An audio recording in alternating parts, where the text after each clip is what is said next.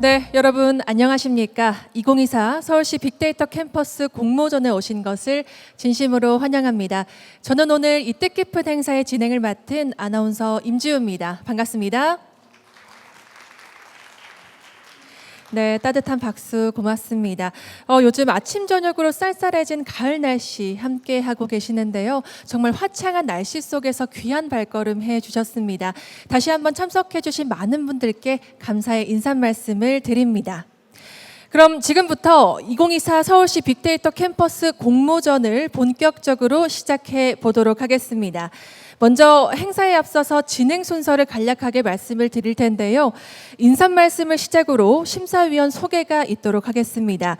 이후 본선 8팀 발표를 들으신 후에는요, 심사평을 이어나가겠고요. 잠시 동안 휴식 시간을 갖고 이후에는 백남정 교수님을 모시고 소중한 특강을 들어보는 시간을 가져보도록 하겠습니다. 이후에는 본선 8팀 발표에 대한 시상식, 기념 촬영, 그리고 여러분들이 많이 기다리실 럭키드로우 시간, 패회 순으로 행사가 진행이 되도록 하겠습니다. 아무쪼록 저희 행사에 함께 끝까지 해주셔서요, 소중한 인사이트를 얻어가는 귀중한 시간이 되시기를 바랍니다. 네, 그럼 먼저 귀한 분을 모시고 인사 말씀을 청해 듣겠는데요. 윤충식 데이터 전략과장님을 무대 위로 모시겠습니다. 여러분 따뜻한 박수로 환영해 주시기 바랍니다.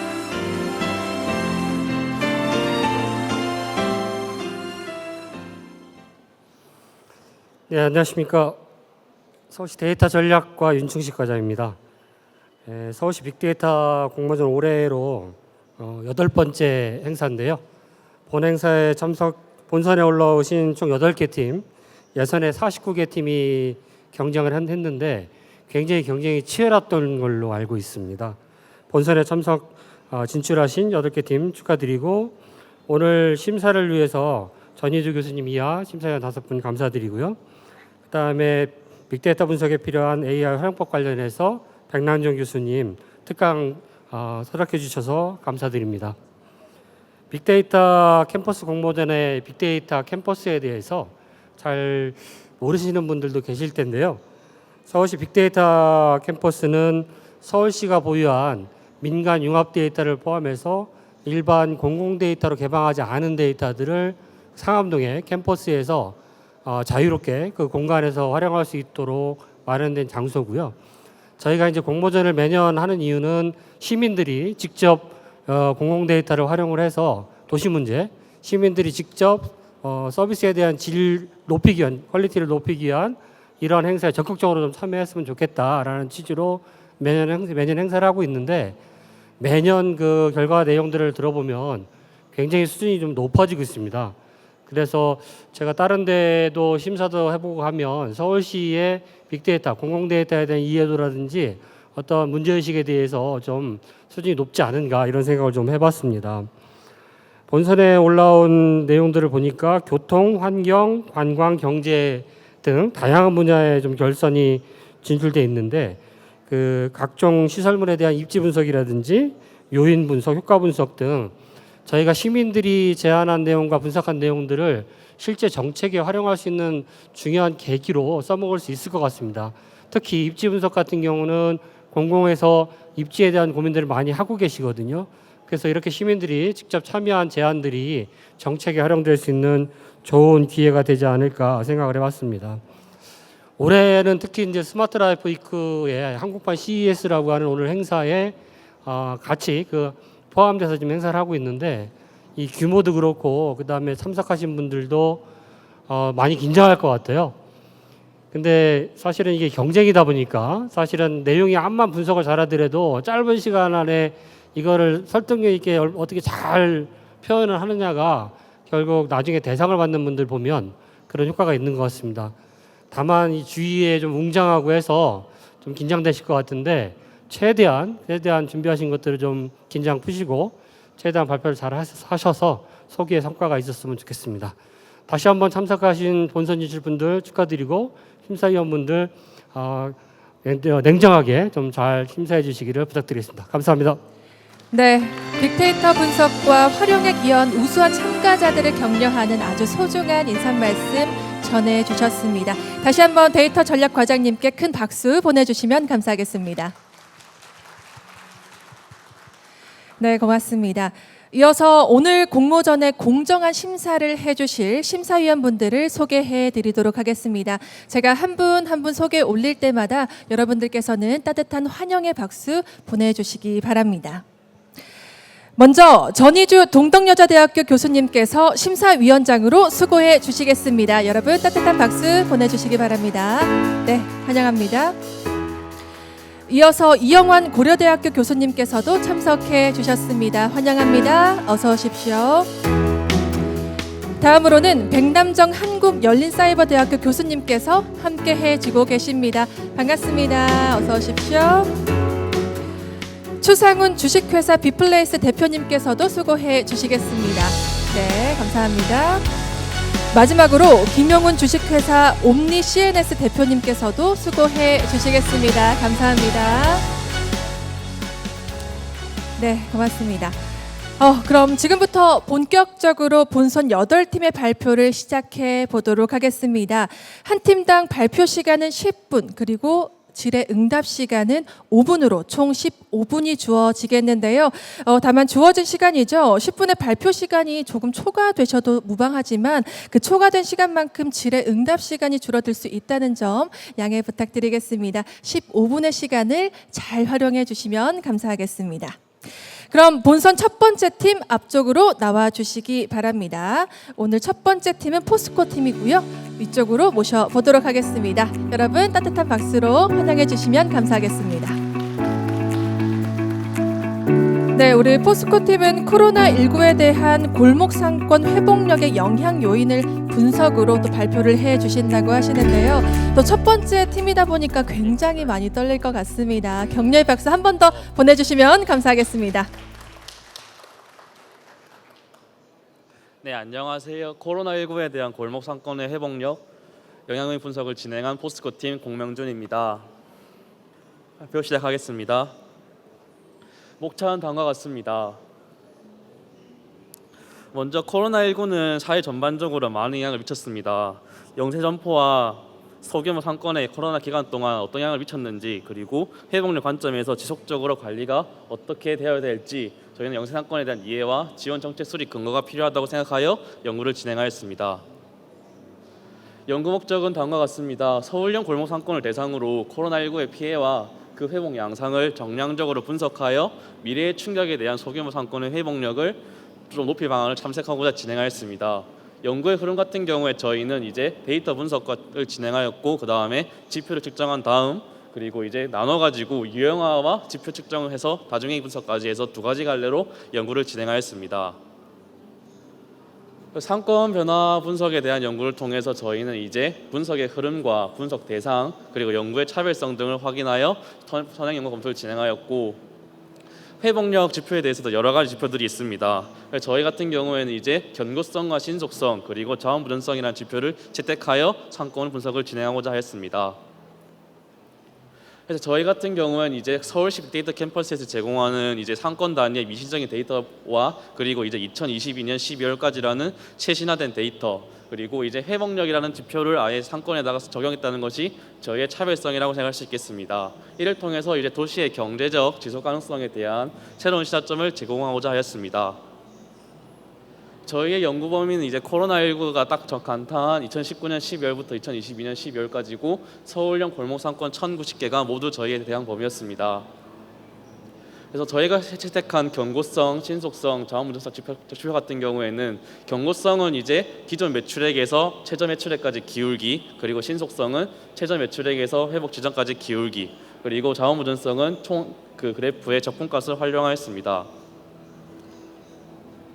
그래서 골목 상권 유형화 같은 경우에는 신속성과 경고성 지표를 활용하여 4분면으로 나눈 다음 진행하였고, 이때 이제 계속 성장하거나 계속 감소한 상권 같은 경우에는 신속성을 측정할 수가 없었기 때문에 결론적으로 저희는 이제 총 6가지, 이 4가지와 더불어서 이제 계속 성장한 성장형과 그리고 감소한 쇠퇴형, 이런 식으로 6가지로 분류했고, 이렇게 분류한 것과 더불어서 이제 각 모든 상권에 대해서 자원 보존성 지표를 측정할 수 있었기 때문에 이를 가지고 자중 회귀 분석을 진행하였습니다. 그래서 데이터 같은 경우에는 이제 서울시 빅데이터 캠퍼스에서 제공하는 월별 매출액 같은 데이터를 이용해서 전체 데이터 분석을 진행하였고, 그래서 기초 통계를 한 결과 이제 코로나19에 맞춰서 약간 카드 매출액이 감소하였음을 지표적으로 확인할 수 있었습니다. 독립 변수는 이제 크게 이제 상권 밀도, 그리고 배우지 인구 특성, 자치구 특성, 대중교통 접근성, 그리고 상권 밀도 같은 거로 진행하였습니다. 그래서 상권을 유형하게 되면 결론적으로 총 1,090개에 대해서 약 6개의 유형 나누는데요. 대부분 절반에 가까운 상권이 다 2022년 12월까지는 매출액이 감소한 세태형으로 나타났습니다. 각 상권들을 자세히 보면 성장형 상권 같은 경우에는 코로나19가 발발했음에도 계속 성장한 상권들입니다. 그래서 성장 같은 경우는 총 18개가 나왔고, 회복 1형 같은 경우에는 처음과 이제 끝에도 전체적으로 높았던 상권들입니다.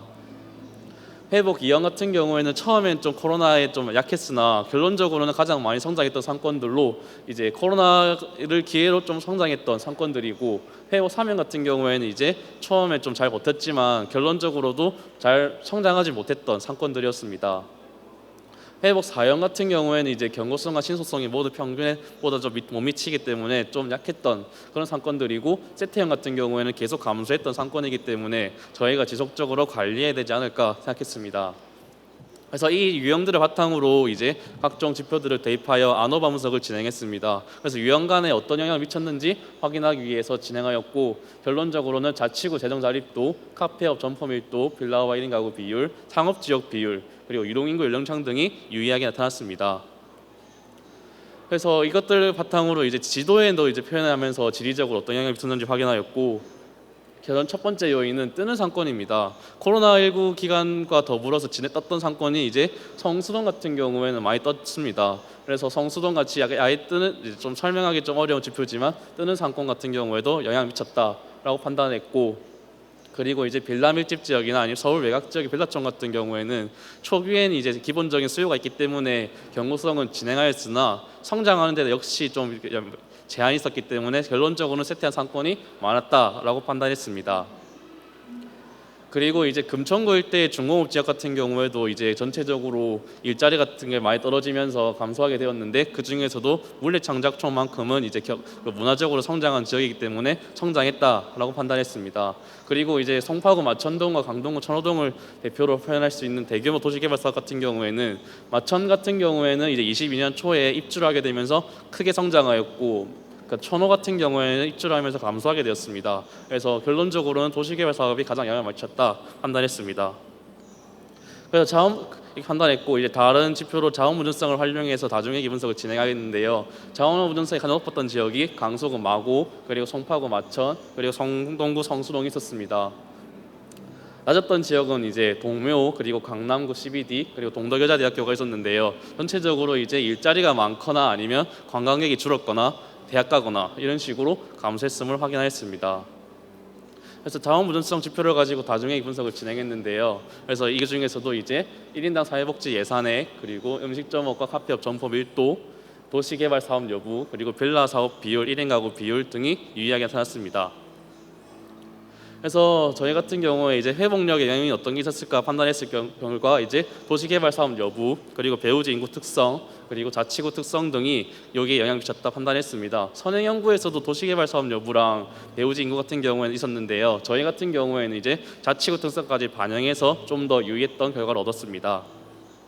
그래서 이를 이제 확인해 보면은 코로나 때는 이제 전체적으로 다 동등하게 상권들 지원했지만 결론적으로는 이제 개별 특성에 맞는 차등적 지원이 필요하지 않을까 판단했습니다. 그래서 이 그림 같은 경우에는 이제 파란색은 코로나19 이후로 성장했던 곳이고, 빨간색은 감소했던 곳입니다. 이를 시각화한 그림인데, 이런 식으로 전체적으로 다 망한 것도 아니고 성장한 것도 아니기 때문에 차등적으로 지원이 필요하다라고 판단했고, 이를 통해 이제 나중에 특수한 재난 상황에서도 이제 코로나19가 초기에도 많이 무너졌기 때문에 좀 초기 대응 필요성이 필요하다 판단했습니다. 그래서 이제 이를 이제 유형화 결과랑 자원무준성 결과 같이 이를 통해서 이제 대시보드로 나타내 가지고 지속적으로 회복 탄력성을 모니터링한다면, 코로나19 데이터는 이제 2022년 12월까지 있었지만 23년, 24년 데이터까지 들어간다면은 좀 더 장기적으로 이제 서울시에서도 활용할 수 있지 않을까 판단했습니다. 네, 활용 데이터와 그다음 분석 툴은 다음과 같습니다. 감사합니다. 네, 본선 첫 번째 팀 포스코의 발표였습니다. 그럼 지금부터 질의응답 시간 갖도록 하겠습니다. 위원님들 질문이나 의견 자유롭게 부탁드리겠습니다. 네, 발표 잘 들었습니다. 그 제목 자체는 코로나 영향에 대한 부분으로 해서 지금 하셨는데 실제 분류된 기준이나 이런 거를 보면 코로나와 상관없이 업종별 그 추세 이런 거에 대한 영향으로 좀 더 인한 게 아닌가 그런 생각이 드는데 이 부분에 대해서 추가적으로 보완해서 말씀하실 사항이 있나요? 저희가 이제 그 서울시 빅데이터 캠퍼스에서 구독할 수 있는 데이터 자체가 2019년에서 2022년 12월까지 데이터가 기본이었어가지고 그 데이터들을 활용하면서도 이제 상권 데이터를 설명하려고 하다 보니 이제 코로나 기간과 정확히 겹치기 때문에 이제 코로나19에 대해서 좀 더 집중해서 연구를 하고자 진행하였습니다. 그래서 기간적으로는 코로나 기간이랑 겹쳐서 이렇게 코로나19로 진행했습니다. 네, 백남장입니다. 그 마지막 장을 한번 보시면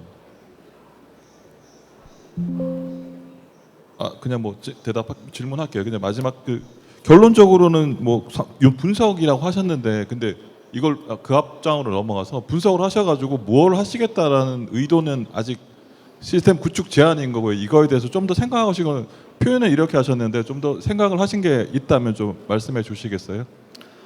이제 이런 식으로 이제 지금은 이제 그 월별 시계열 데이터가 이렇게 표현한 건데요. 이제 22년 12월 데이터가 이렇게 표시했던 거고 23년과 24년 데이터가 들어오게 된다면 장기적으로 이제 상권들이 어떻게 매출액이 변화했는지 판단할 수 있을 거라 생각합니다. 그러면은 이제 그림 달라지겠지만 그때마다 이제 상권들이 어디가 좀 약해지고 강해졌는지를 판단할 수 있기 때문에 이제 상권들을 지원할 때 그 정확한 숫자로 이제 증명할 수 있는 수치가 되지 않을까 생각합니다.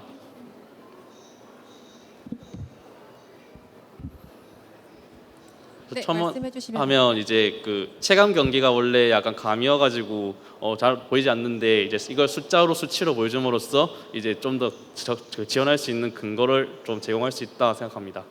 저기 이제 제가 질문 하나 하겠는데요. 하여튼 수고하셨고요. 근데 결국은 다 각각 변수, 뭐 회복력, 뭐 자원 부전성에서 다중 회귀 모형을 했단 말이에요. 네. 근데 결국은 하고자 하는 것은 분류예요. 상권을 맞죠?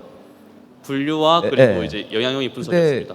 사실은 분류를 한다고 하면 차라리 처음부터 그러한 하나의 그 원하는 정석 변수를 가지고 클러스터링을 했으면 상권에 훨씬 더 드러나지 않았을까라는 생각이 좀 들어요. 근데 지금은 그냥 각각 개별적으로 그냥 본인의 발표하신 분께서 그냥 나름대로 모아서 주관적으로 해석하지 않냐 이런 생각도 좀 들고요. 그냥 마지막에 저 카드 매치로 또 연결이 그냥 독립적으로 그냥 얘기를 하신 거지 앞에 하고 그러게 연관성도 잘 모르겠어요. 그래서 좀 아쉬운 점이 있다면 좀 하나의 그런 원하는 변수들 상권을 분류를 하고자 했다면 분류를 영향을 미칠 수 있는 변수들끼리 좀 이게 군집 분석을 했으면 좀 좋지 않았을까라는 생각이 좀 드네요. 대답하면 될까요? 이제 사실 저희가 군집 분석을 이제 그 6개 유형으로 나눠서 진행하려 했는데 이게 생각보다 군집이 워낙 상권이라는 게 영향 미친 게 많다 보니까 그래서 생각보다 이제 이게 효과가 많지는 않았습니다. 그래서 이제 군집 분석보다는 이제 지도에서 넣어놓고 지도를 보고 이제 판단하는 게 더 맞다고 생각해서 진행했습니다. 네. 감사합니다. 그럼 여기까지 질의응답 시간 가져보도록 하겠습니다. 수고해주신 포스코 팀 무대 위쪽으로 모셔보도록 하겠습니다. 여러분 박수 보내주시면 감사하겠습니다. 네, 이렇게 첫 번째 팀의 발표까지 잘 들어봤고요. 두 번째 스마트라 코끼리 팀을 무대 위쪽으로 모셔보도록 하겠습니다. 네, 위쪽으로 올라와 주시고요. 우리 스마트라 코끼리 팀은 서울시 구릉지 지역 고령자를 위한 이동 편의시설 최적 입지 분석을 주제로 발표를 해 주실 예정입니다. 네, 준비가 되시면 바로 발표를 시작해 주시면 감사하겠습니다. 버튼이 없던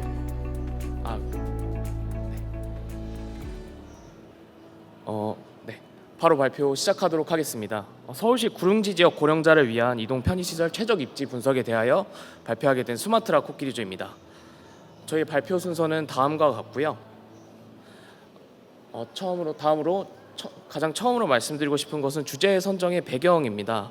여러분들 모두 아시겠지만 대한민국은 고령화 사회를 넘어서 초고령화 사회로 진입하고 있습니다. 서울시 또한 그 예외는 아닌데요. 이 결과를 보시면 아시겠지만 80년도 대비해서 벌써 8배 이상 증가한 것을 확인할 수 있고 비율 또한 계속 증가하고 있는 것을 확인할 수 있습니다. 하지만 서울시의 지형은 이런 고령 인구들에게 친절하지만은 않습니다. 구릉지의 기준을 개발 가능한 해발 40에서 200m 사이의 토지로 놓았을 때 서울시 면적의 30% 정도가 구릉지에 속한다는 것을 확인할 수 있는데요. 이런 상황에서 어르신들에게 설문을 조사해 보았을 때 걸어서 외출 시 가장 불편한 점에서 가장 높은 비율을 차지했던 답변이 경사가 가파르고 계단이 많다라는 점이었고 우선적으로 원하는 개선 사항 또한 이런 보행로들을 정비하는 사업이었습니다. 이러한 상황에서 서울시는 서울시 곳곳에 위치한 구릉지에 이동 편의 시설을 배치하고 있습니다. 이 아래의 표를 보시면 아시겠지만 벌써 8군데 시설 배치가 완료가 되어 있는 상황이고요. 이 가운데 자료를 보시면 이 중 한 군데 결과입니다. 하루 평균 이용자 수가 560명에 달하는데 여기서 우리가 조금 집중해 봐야 할 점은 이 70% 이상이 50대 이상의 고령 인구라는 점입니다. 즉 이런 이동 편의 개선 사업을 진행하였을 때 주 이용객 그리고 주 혜택층은 이 고령 인구라는 것을 파악할 수 있었는데요. 하지만 이런 이동 편의 시설 개선 사업의 입지를 선정할 때 현재 진행하고 있는 방식을 보면 조금 이런 주 이용객, 주 혜택층과는 거리감이 느껴지는 방식이었습니다. 바로 온라인 상으로 이루어지는 주민 공모 방식 때문이었는데요. 이 고령 인구들의 가장 큰 특징인 낮은 정보 접근성을 생각해 보았을 때 이런 고령 인구들이 효과적으로 공모에 참여하고 제출할 수 있는지에 대해서는 현실적인 고민이 필요하다라고 생각을 했습니다. 저희가 기사를 통해 확인한 결과 실제로 이 전체 자치구를 대상으로 수요 조사를 진행했지만 참여가 저조하였고 현재는 전수 조사를 진행하고 있는 상황이라는 것을 파악할 수 있었습니다. 그렇기 때문에 저희는 저희의 최종 목표를 이런 고령자들의 낮은 정보 접근성을 해결하고 이런 전수조사의 비효율성을 해결할 수 있는 분석을 진행하는 것을 목표로 진행하였고 최종적으로 데이터 기반의 의사결정을 통해서 이동 편의 개선 사업의 입지를 선정해 보고 고령자에게 정책을 효율적으로 전달할 수 있는 방안을 연구해 보는 것을 목표로 진행하게 되었습니다. 네, 그렇습니다. 다음은 저희의 데이터 분석 프로세스입니다. 처음으로 데이터 수집과 전처리를 완료하였고요. 저희가 행정동을 선정할 때 2가지 방식을 종합적으로 사용했습니다. 스탯라인 분석과 요인 분석 기법 2개를 사용해서 평균 순위가 우수했던 2개 행정동을 선택하게 되었고 그 행정동 안에 있는 도로 네트워크 분석을 진행하여서 군집화를 진행한 후에 현장 답사를 진행한 후 최종 입지를 선정하게 되었습니다. 저희가 사용한 데이터와 전처리 과정은 다음과 같습니다. 그리고 저희가 행정동을 선정하기 위해서 4가지 변수를 결정하였는데요. 저희는 논문과 서울시의 보고서를 참고해서 4가지 변수를 결정하게 되었습니다.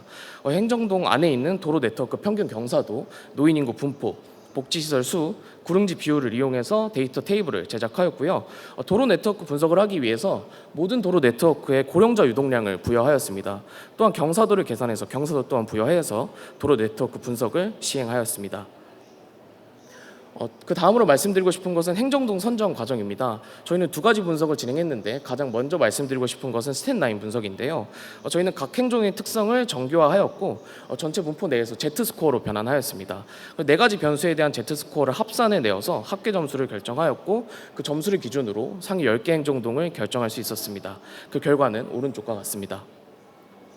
다음으로 진행한 것은 요인 분석이었습니다. 일단 스탠다드 스케일러를 통해서 스케일링을 진행하고 분석의 타당성을 검증하기 위해서 KMO 검증을 진행하였습니다. 그렇게 진행한 후에 고유값 분석을 통해서 요인 개수를 2개로 결정하였고요. 그것을 통해서 요인 적재 개수를 결정하고 요인 적재 개수로 요인 점수를 계산할 수 있었습니다. 그 요인 점수를 기준으로 상위 10개 행정동을 선정할 수 있었습니다. 그 결과는 오른쪽과 같습니다.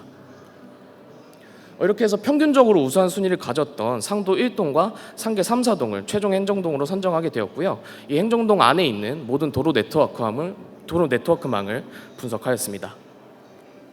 저희는 본격적으로 도로 네트워크 분석을 하기 앞서서 매개 중심성이라는 지표를 추가하였습니다. 매개 중심성이라는 지표는 네트워크 안에서 다른 노드와 연결망을 구축하는데 어느 정도 도움을 주는지에 대한 것을 나타내주는 지표인데요. 이 지표로서 저희가 이 네트워크 안에서 이 도로망이 어느 정도 중심성을 갖고 있는지를 파악해 보고 싶었습니다. 노드에 부여되는 값이기 때문에 모든 도로 네트워크의 시점과 종점의 비트인 매개 중심성 지표를 구하였고 평균을 내어서 도로에 부여하였습니다. 저희는 이렇게 해서 세 가지 변수, 유동량, 경사도, 매개 중심성 세 가지를 기준으로 클러스터링을 진행하였고요. 저희가 클러스터링을 진행한 방식은 쏨, 자기조직화 지도 방식을 선택하였습니다. 저희가 기존 클러스터링 방식이 아닌 쏨을 선택한 이유는 보다 세부적이고 디테일한 군집화가 가능했기 때문에 쏨을 선택하게 되었고요. 효과적인 시각화 또한 가능했기 때문에 쏨을 선택하게 되었습니다. 저희는 49개의 격자를 선택을 해서 데이터 포인트를 배치하였고요. 그 결과 아래와 같이 나온 것을 확인할 수 있습니다.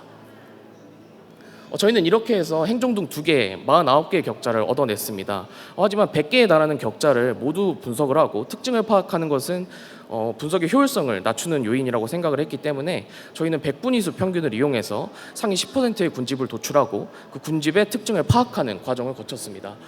저희는 네이버 로드뷰를 통해서 1차적으로 유형을 검증하였는데요. 상계 3, 4동을 기준으로 설명을 드리려고 합니다. 상계 3, 4동의 유형 1번은 왼쪽에 보이시는 것처럼 유동량, 경사도, 매개 중심성이 모두 높은 유형이었습니다. 42번 군집이 속하는 유형이었고 사진에 보이시는 것처럼 높은 경사도를 가진 계단이나 경사로가 보통 포함되어 있는 것을 확인할 수 있었습니다.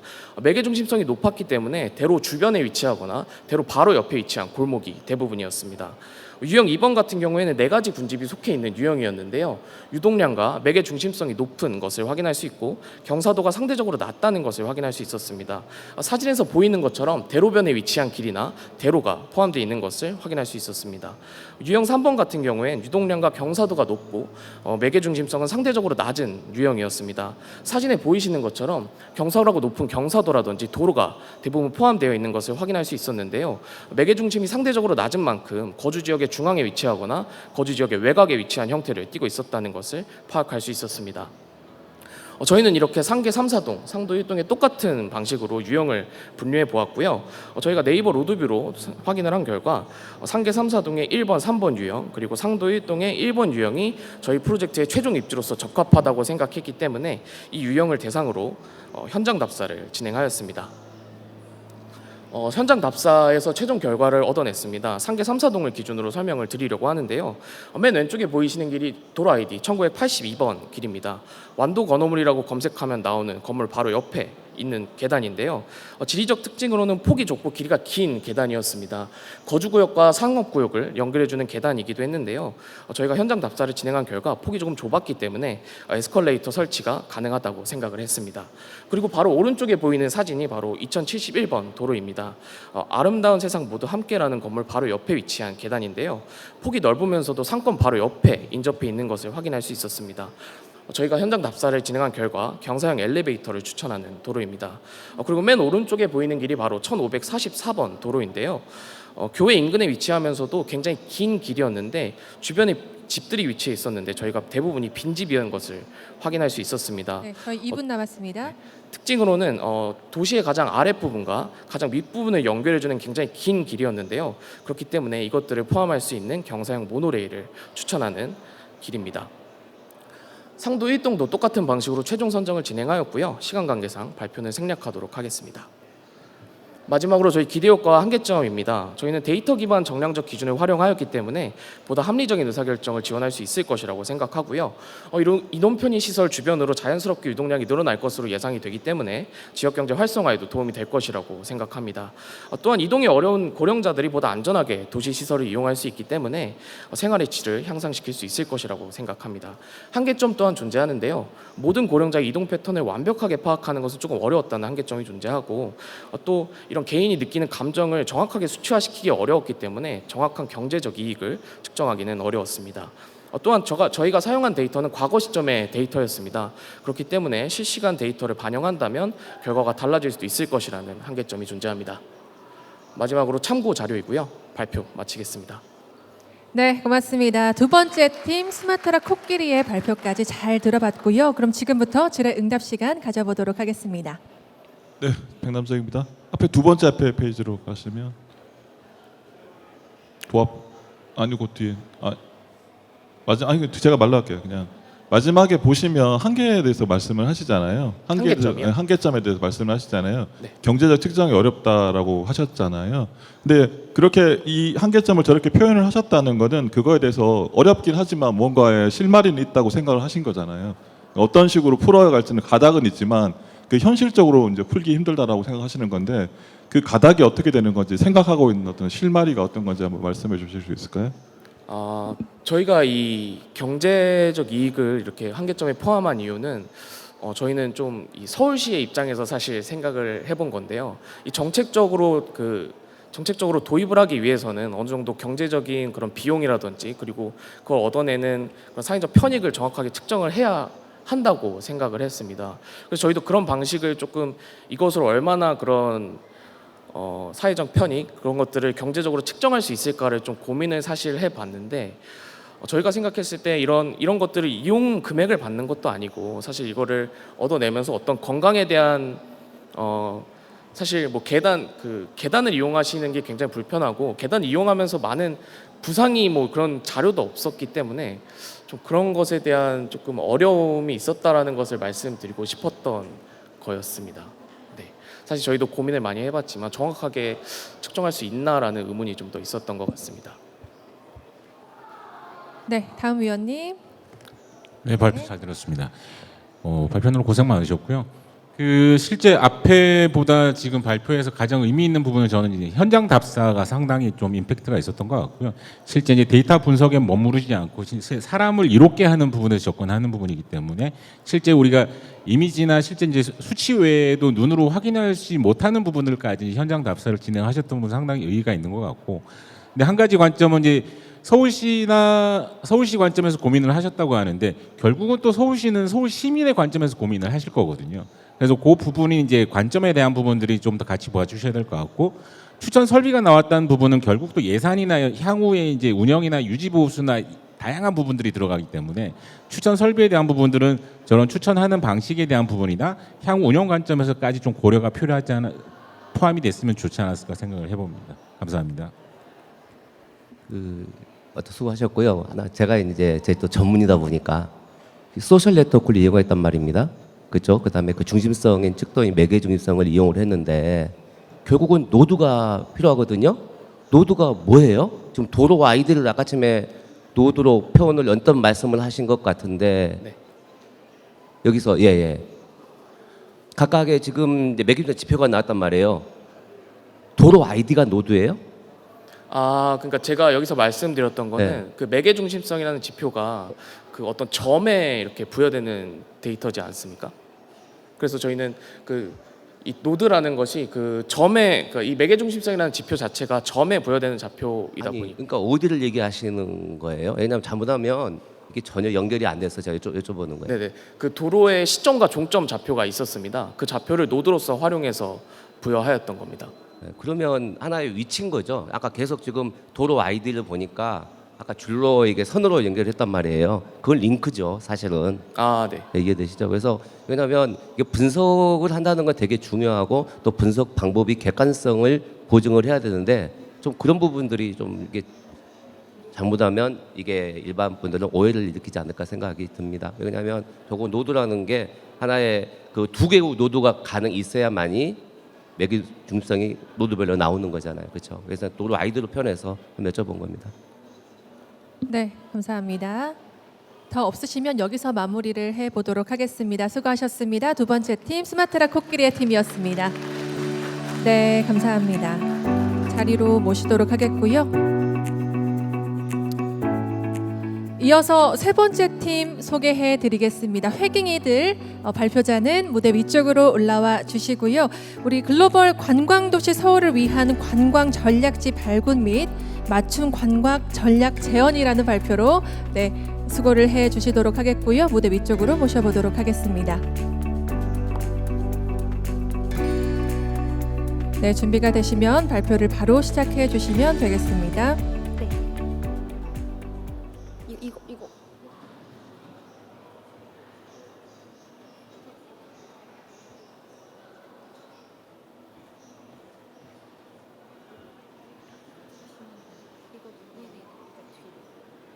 그건 안 하셔도 넘기는 건 안 하실 수 있어요.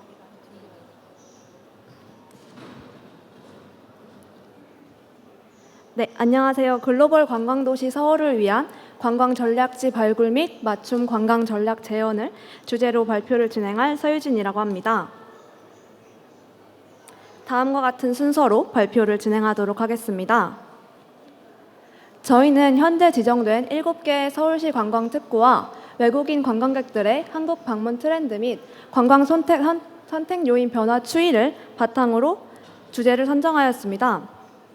비교적 최근 지정된 홍대 문화예술 관광 특구를 제외한 나머지 관광 특구들은 지정일이 대부분 10년 이상 된 관광 특구입니다. 또한 관광 요인은 시대의 흐름에 맞추어 계속해서 변화함에 주목할 필요가 있습니다. 그러므로 저희는 최근 경향에 맞는 관광 특구를 지정함으로써 서울시로의 지속적인 관광객 유입이 가능할 것이라고 생각하였습니다. 이를 위해 다음과 같은 흐름으로 분석을 진행하였습니다. 분석에 앞서 선행 연구를 참고하여 관광 선택 요소를 문화, 역사, 쇼핑 자연으로 결정하고 이를 관광 견인 지수로 사용하기로 하였습니다. 이때 직관적으로는 각 지수에 맞는 데이터를 수집하였고 관광 선택 요소와 실제 방문객 수의 함수적 관계를 보기 위한 행정동별 외국인 관광객 방문자 수 데이터를 추가로 수집해 활용하였습니다. 저희가 사용한 데이터셋은 다음과 같습니다. 분석 과정입니다. 먼저 관광 견인 지수를 도출하기 위해 공간 가중행렬을 사용하였습니다. 저희는 행정동별 각 요소에 대한 변수를 생성하였는데 하나의 행정동만을 대상으로 개수 변수를 산출하는 것은 부적합하다고 판단하였습니다. 예를 들어 종로구 안에 가회동과 종로 1, 2, 3, 4가동은 인접해 있기 때문에 함께 방문할 가능성이 큽니다. 따라서 인접한 여러 지역도 함께 여행하는 특성을 반영하여 공간 가중행렬을 생성하고 적용하였습니다. 그 결과 오른쪽에서 볼 수 있듯이 그 주변 지역의 특성이 충분히 반영되었음을 확인하였습니다. 두 번째로 PCA를 통해 문화, 역사, 쇼핑 자연지수를 산출하였습니다. 저희는 PC1의 적재량을 각 변수에 대한 가중치로 활용하여 관광 견인지수를 다음과 같이 도출하였습니다. 다음 시각화 결과를 보시면 한옥, 유적지, 박물관이 많은 가회동과 종로 1, 2, 3, 4가동, 을지로동에 역사 지수가 높게 나왔고 이를 통해 관광 견인 지수가 행정동 특성을 적절히 반영한다는 것을 확인하였습니다. 다음으로 각 행정동별 K민지 클러스터링을 진행하였습니다. 그 결과 클러스터 1에는 대부분의 행정동이 분포하였으며 모든 관광 견인 지수가 낮은 경향을 보였고 관광객 수 또한 적었습니다. 그래서 클러스터 1은 속한 행정동이 대부분 거주지역임을 추후에 확인하였습니다. 클러스터 2는 쇼핑과 문화가 발달된 지역으로 논현, 잠실, 여의도 등 백화점과 쇼핑센터가 많은 지역이었습니다.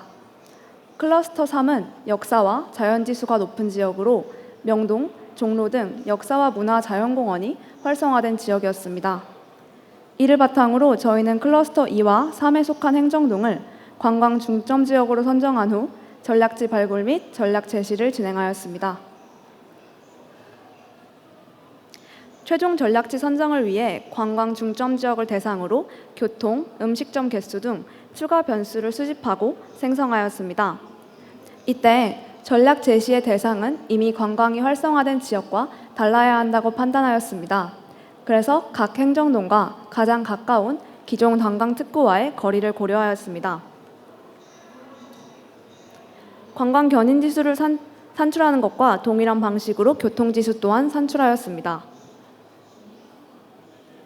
최종적으로 행정동별 관광 전략 점수 산출을 위해 적합성 검정 후 요인 분석을 진행하였습니다. 그 결과 잠재 요인은 다음과 같이 3가지로 분류되었습니다. 먼저 요인 1은 관광지 정착 변수로 문화지수가 높을수록 관광 특구와의 거리가 가까울수록 높은 값을 보였으며 요인 2는 관광 특성화 변수로 쇼핑 지수가 높을수록 자연 지수가 낮을수록 높은 값을 보였습니다. 마지막으로 요인 3은 관광 편의성 변수로 음식점 개수가 많을수록 교통 지수가 높을수록 높은 값을 보였습니다.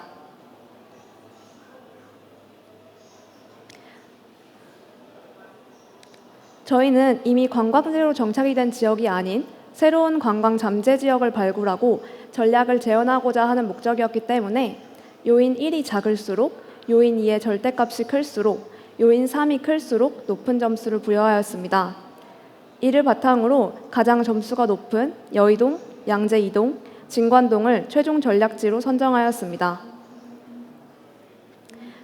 분석 결과로 도출된 새 행정동에 대해 제시한 맞춤 관광 전략입니다. 먼저 여의동입니다.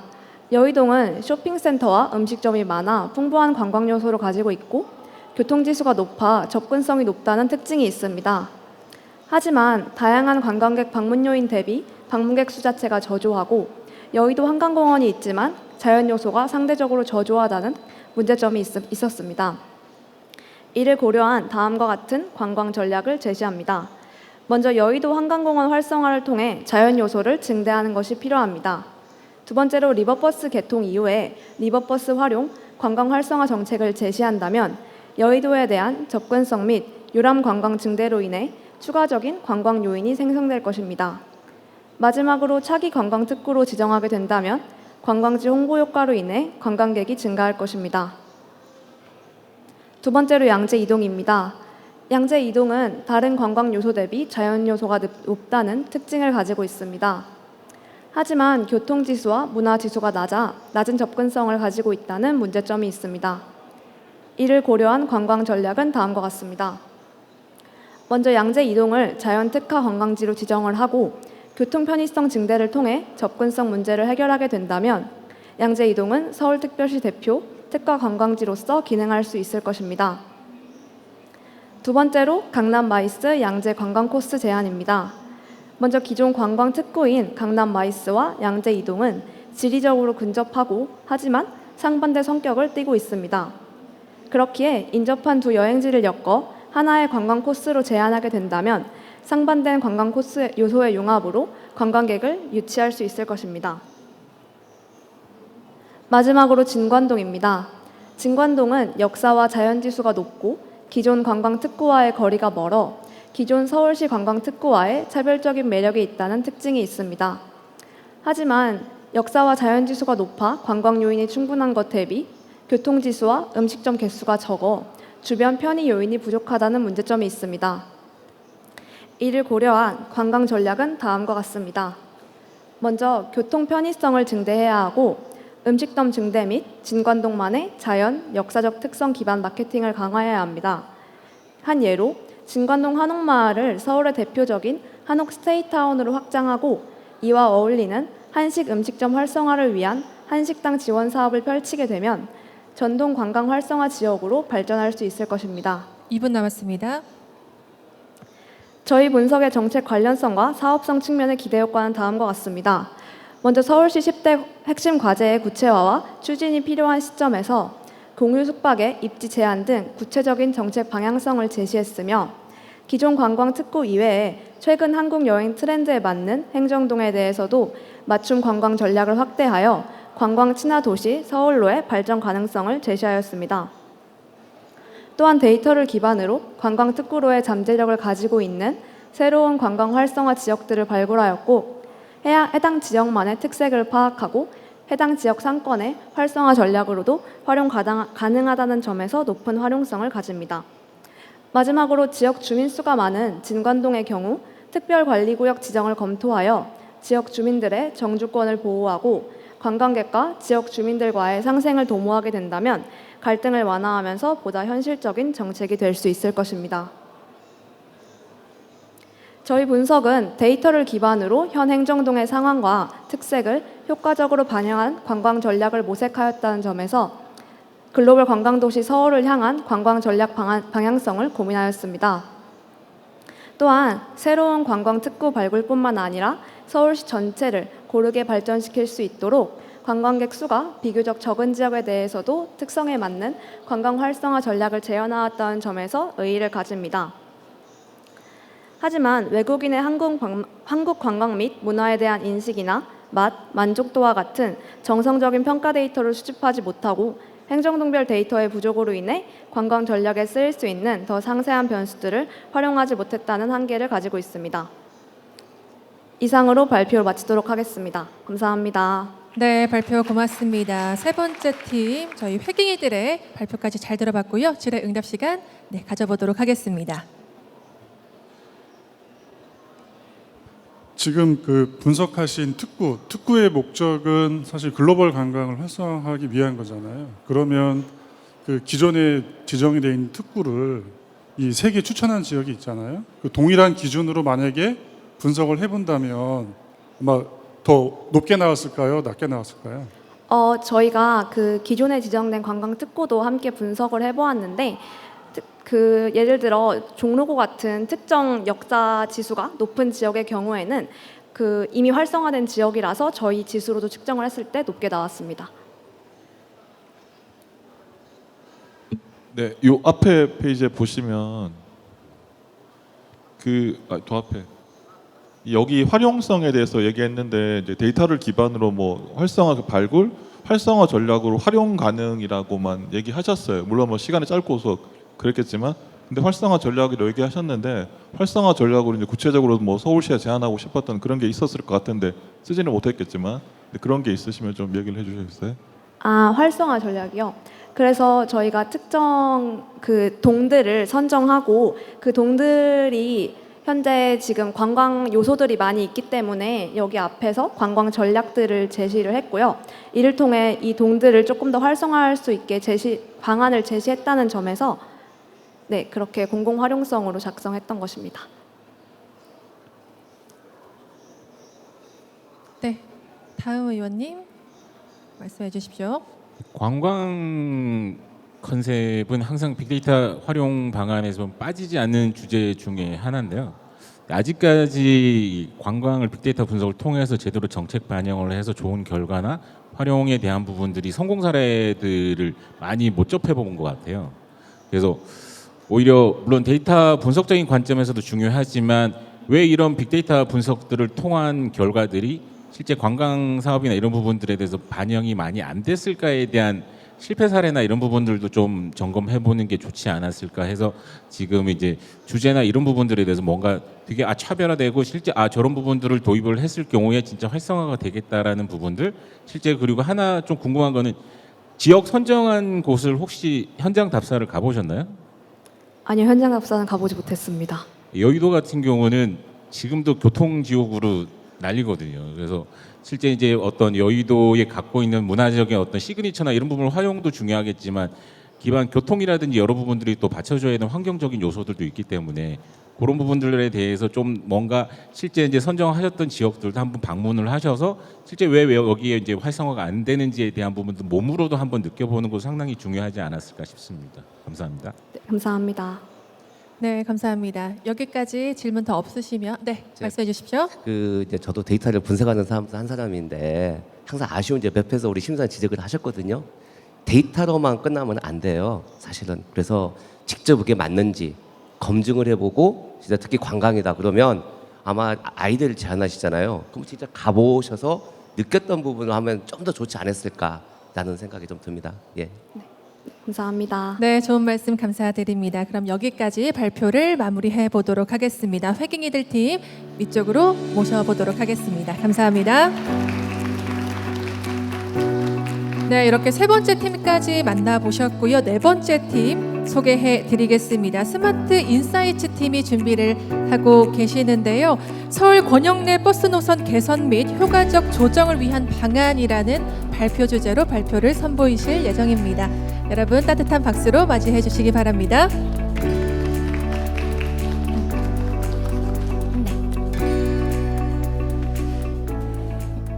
네, 안녕하세요. 2024 서울 빅데이터 캠퍼스 공모전에 출품한 팀 스마트 인사이트의 황혜진입니다. 서울 권역 내 버스 노선 개선 및 효과적 조정을 위한 방안 발표를 시작하겠습니다. 발표 목차는 다음과 같습니다. 2023년 기준 90.9% 이상의 대중교통 이용자가 1회 이상 환승 시스템을 이용하고 있으며 35% 이상이 2회 이상 환승 시스템을 이용하고 있습니다. 이용자의 평균 환승 횟수는 1.52회이고 환승 시 이동 시간은 평균 6.4분, 대기 시간은 평균 7.53분을 소요하는 것으로 조사되었습니다.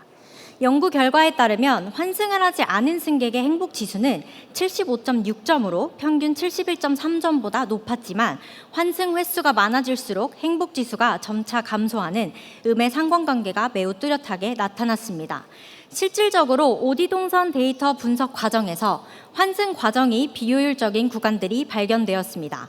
화면에 보이는 두 가지 사례처럼 실질적인 이동 거리와 대중교통 이용 시간은 매우 짧으나 환승으로 인해 대기 시간 및 이동 시간이 발생하여 보다 많은 시간을 소요해야 하는 경우가 발생하고 있음을 확인하였습니다. 이에 따라 저희 팀은 환승 횟수가 줄어들 경우 이동 시간 및 대기 시간을 감소시킬 수 있고 승객의 대중교통 이용 만족도를 증진시킬 수 있을 것이라고 판단하여 해당 분석을 진행하게 되었습니다.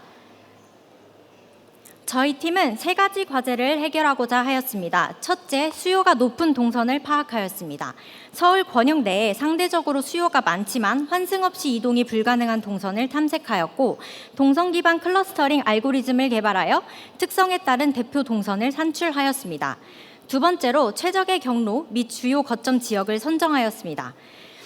동선의 출 도착 지점을 기반으로 주요 거점 지역을 파악하고 최단 거리로 이동이 가능한 최적의 경로를 산출하였습니다. 마지막으로 단순히 이동 가능한 최단 경로를 추출하는 것이 아닌 보다 효율적으로 운행 가능한 최종 노선을 선정하기 위해 수요가 높을 것으로 예상되는 정류소를 파악하여 해당 정류소를 커버할 수 있는 최적의 노선을 산출하였습니다.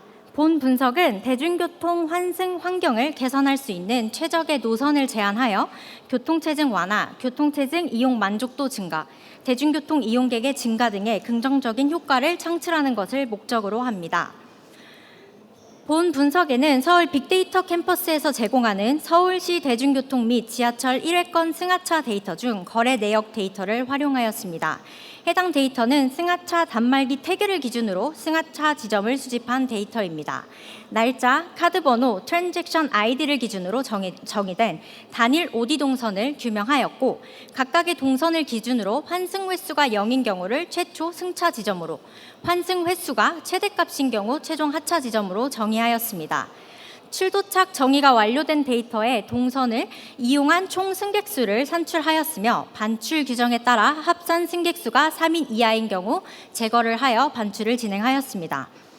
정류소별 좌표 식별을 위해 빅데이터 캠퍼스에서 제공하는 정류소 정보 데이터의 좌표 정보를 활용하여 최종 오디 동선 데이터를 생성하였습니다. 최종 노선 산출에 활용될 정류소별 중요도 평가를 위해 다양한 지리 데이터를 결합하여 활용하였습니다. 대중교통 이용 시 이동 시간을 고려하여 버스 정류소에서 걸어서 10분 안에 도달할 수 있는 범위인 700m를 정류소별 커버리지 구역으로 지정하였습니다. 구 단위로 제공되는 그리드 형태의 거주 인구 데이터와 집계구 단위로 산출된 생활 인구 데이터를 결합하여 서울시 전 지역의 거주 인구수 및 생활 인구수를 산출하였습니다. 산출된 정류소별 커버리지 범위 내에 중첩되는 면적을 기준으로 비율을 책정하였고 거주 인구수와 생활 인구수에 계산된 비율값을 적용하여 각 정류소의 커버리지 범위 내에 거주 인구수 및 생활 인구수를 산출하였습니다. 정류소 커버리지 내 거주 인구 및 생활 인구수를 상대적으로 비교하여 거주 인구 및 생활 인구의 중요도 점수를 산출하고 두 개의 값을 합산하여 정류소별 중요도 점수를 계산하였습니다. 산출된 중요도 점수 데이터를 검증하기 위해 정류소별 승하차 승객수를 종속 변수로 하여 OLS 회귀 분석을 진행하였습니다. 그 결과 거주 인구수와 생활 인구수 모두 0.3 이상의 R² 값을 가지며 승하차 승객수에 유의미한 영향을 미침을 확인하였습니다. 중요도 점수를 기반으로 회귀 분석을 진행한 결과 R² 값이 0.632로 향상되어 정류소별 중요도 점수를 최종 노선 산출 과정에 활용하기로 결정하였습니다. 데이터 분석 과정입니다. 전처리가 완료된 동선 데이터를 활용하여 동선 클러스터링을 진행하였습니다. 출도착 지점, 동선 벡터, 동선 가중치 등을 지표로 점 기반 관계와 공간적 관계를 규명하였습니다. 1차적으로 점들 간의 공간적 클러스터링을 진행하고 2차적으로 벡터화된 동선을 기반으로 동선별 가중치 값을 적용하여 클러스터링 알고리즘을 개발하였습니다. 해당 알고리즘은 공간적 위치와 방향성을 모두 고려하였다는 데 의의가 있습니다. 분석을 진행하기에 앞서 동선 벡터화 작업을 통해 방향성을 부여하는 작업을 진행했고 실루엣 테스트 결과에 따라 최적합 클러스터링 수를 7개로 선정하였으며 벡터와 벡터 간의 공간적 거리를 의미하는 공간적 유클리어드 값과 벡터와 벡터 간의 유사도를 의미하는 코사인 유사도 값을 산출하여 대표 동선 산출에 활용하였습니다. 전처리 완료된 동선 데이터 중 환승이 발생한 동선 중 가장 이용률이 많았던 동선 1000개를 총 7개의 클러스터로 구분하였습니다. 방향성을 내포한 벡터화된 동선과 총 순ገብ수 값을 기반으로 부여된 가중치 값을 파라미터로 적용하였습니다. 산출된 7개의 클러스터별로 클러스터의 성향을 가장 잘 내포한 대표 동선 2개를 산출하였습니다. 산출 과정의 교통 상황 및 지하철 분포 상황을 고려하여 가장 필요한 동선으로 판단되는 3개의 동선을 선택하여 지도화하고 각 클러스터별 최초 출발지와 최종 도착지를 주요 거점 지역으로 지정하였습니다. 선택된 3개의 동선을 기준으로 차량으로 이동 가능한 최단거리 동선을 분석하기 위해 전국 표준 노드링크 데이터를 활용하여 도로 데이터를 생성하고 지도화된 3개의 동선과 결합하였습니다. QGIS 네트워크 분석 플러그인에서 제공하는 다익스트라 알고리즘을 활용하여 동선별로 선택된 주요 거점 지역을 연결하는 차량으로 통행할 수 있는 도로를 기준으로 최단 거리를 산출하였습니다.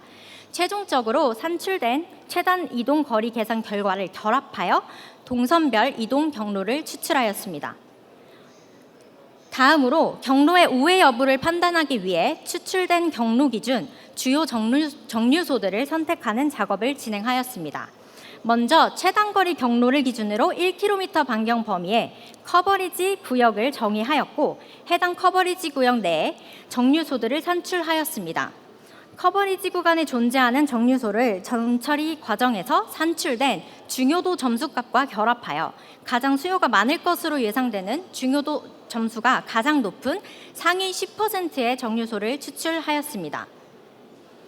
산출된 최단 거리 경로가 상위 10% 정류소를 커버할 수 있는 동선으로 우회가 가능한지 평가를 진행하였습니다. 평가에는 도로 상황, 우회 동선의 총 거리, 주요 정류소의 우선순위 등을 고려하여 최종 우회 노선을 산출하였습니다.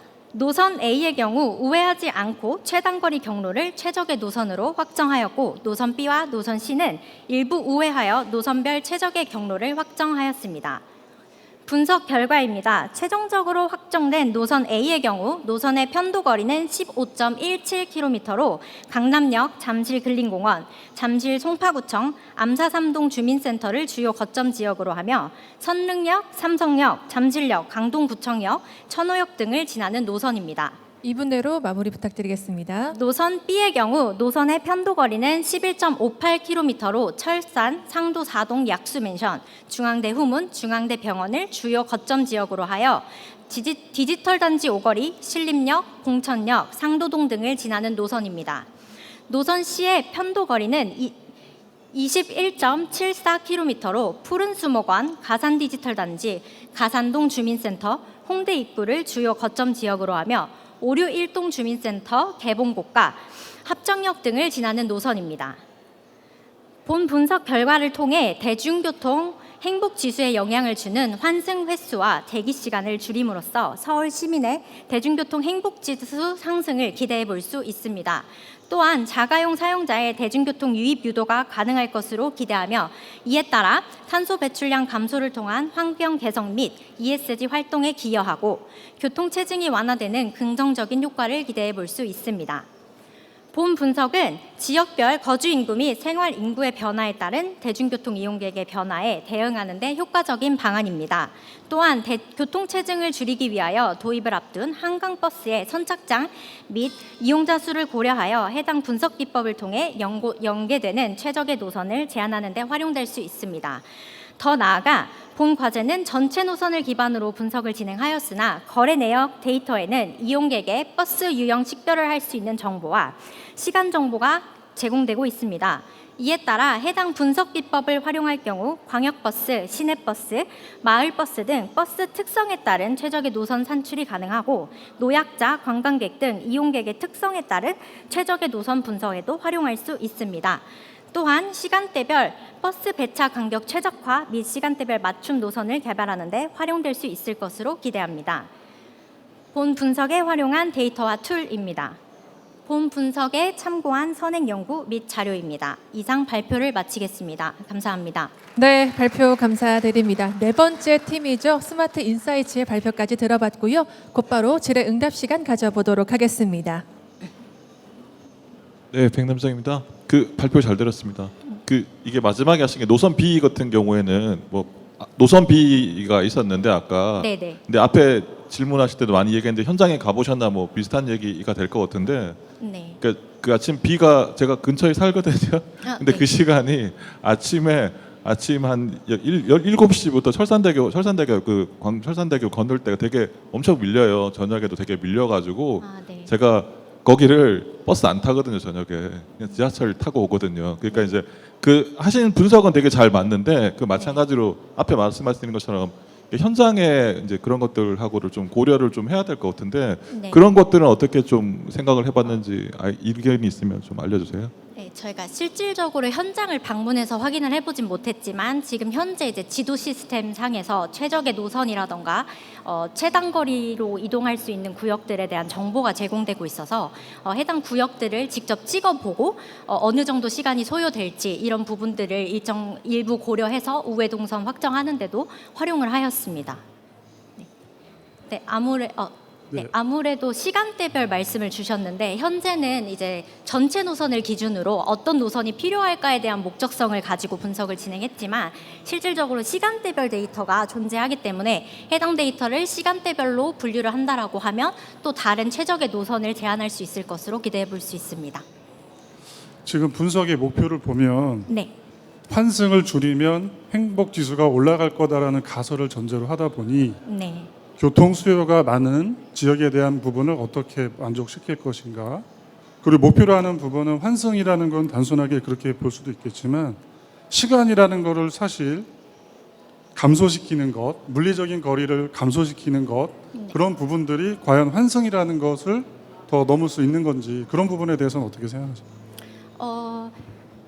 저희가 이제 OD 동선을 이제 분석을 하면서 좀 탐색을 진행을 해봤는데요. 예를 들면 상도동에서 중앙대 병원으로 이동하는 경우에 굉장히 거리는 사실상 짧은 거리이지만 지금 환승 없이 이동할 수 있는 구역이 없고 걸어서는 한 30분 정도가 소요되는 걸로 확인이 됐습니다. 그래서 이와 같은 사례들이 일부 발견이 되었고 좀 이런 부분들에서 이런 특정 구간들을 환승 없이 이동할 수 있는 버스나 교통수단이 있다라고 하면 조금 더 만족도나 이제 편리성 부분에서 교통 환경 시스템이 조금 개선이 될 수 있지 않을까 하는 부분에서 이제 제안을 진행을 하게 되었습니다. 예, 저도 옆에 우리 심사위원님하고 비슷한 생각인데 봐보시면 네. 지금 분석 목적 자체가 시작점이 환승이었어요. 그렇죠? 그러면 마지막에 나온 결과가 이 환승을 어떻게 해결했는지에 대한 전혀 없어요. 그냥 본인의 이것만 있어요 제안만 하거든요. 좀 그게 좀 환승하고 어떤 관련이 있는지 그걸 한번 좀 아까 제안 노선 가지고 얘기를 한번 해주실래요? 네, 저희가 이제 분석 자체가 최초 출발 지점과 최종 도착 지점을 기준으로 동선을 이제 규명을 했고 이제 그 동선 분석을 할 때 실제로 환승이 발생했던 환승 시스템을 이용했던 그런 OD 동선을 기준으로 분석을 진행을 했습니다. 해서 실제로 환승이 일어났던 동선을 기준으로 봤기 때문에 해당 노선들이 생긴다라고 하면 지금 현재는 환승 시스템을 이동해서 최초 출발 지점에서 최종 목적 지점으로 이동하고 있지만 이런 노선들이 생긴다면 환승 없이 이동할 수 있는 구간들, 즉 수요가 높은데 환승 없이 이동할 수 있는 구간들이 조금 더 이용할 수 있는 사람들이 늘지 않을까라고 생각을 했습니다. 네, 감사합니다. 저희 시간 관계상 여기까지 질의응답 시간 가져보도록 하겠습니다. 무대 위쪽으로 모시겠습니다. 여러분 다시 한번 따뜻한 박수 보내주시기 바랍니다. 네, 저희 네 번째 팀까지 발표를 잘 들어봤고요. 다섯 번째 팀 소개해 드리겠습니다. 바로 쿨링이 준비를 하고 있는데요. 무대 위쪽으로 올라와 주시면 감사하겠습니다. 우리 쿨링팀은 서울시 열섬 현상 완화를 위한 쿨링로드의 우선 입지 선정이라는 발표 주제를 발표를 해주실 예정이시고요. 준비가 되시면 바로 시작해 주십시오.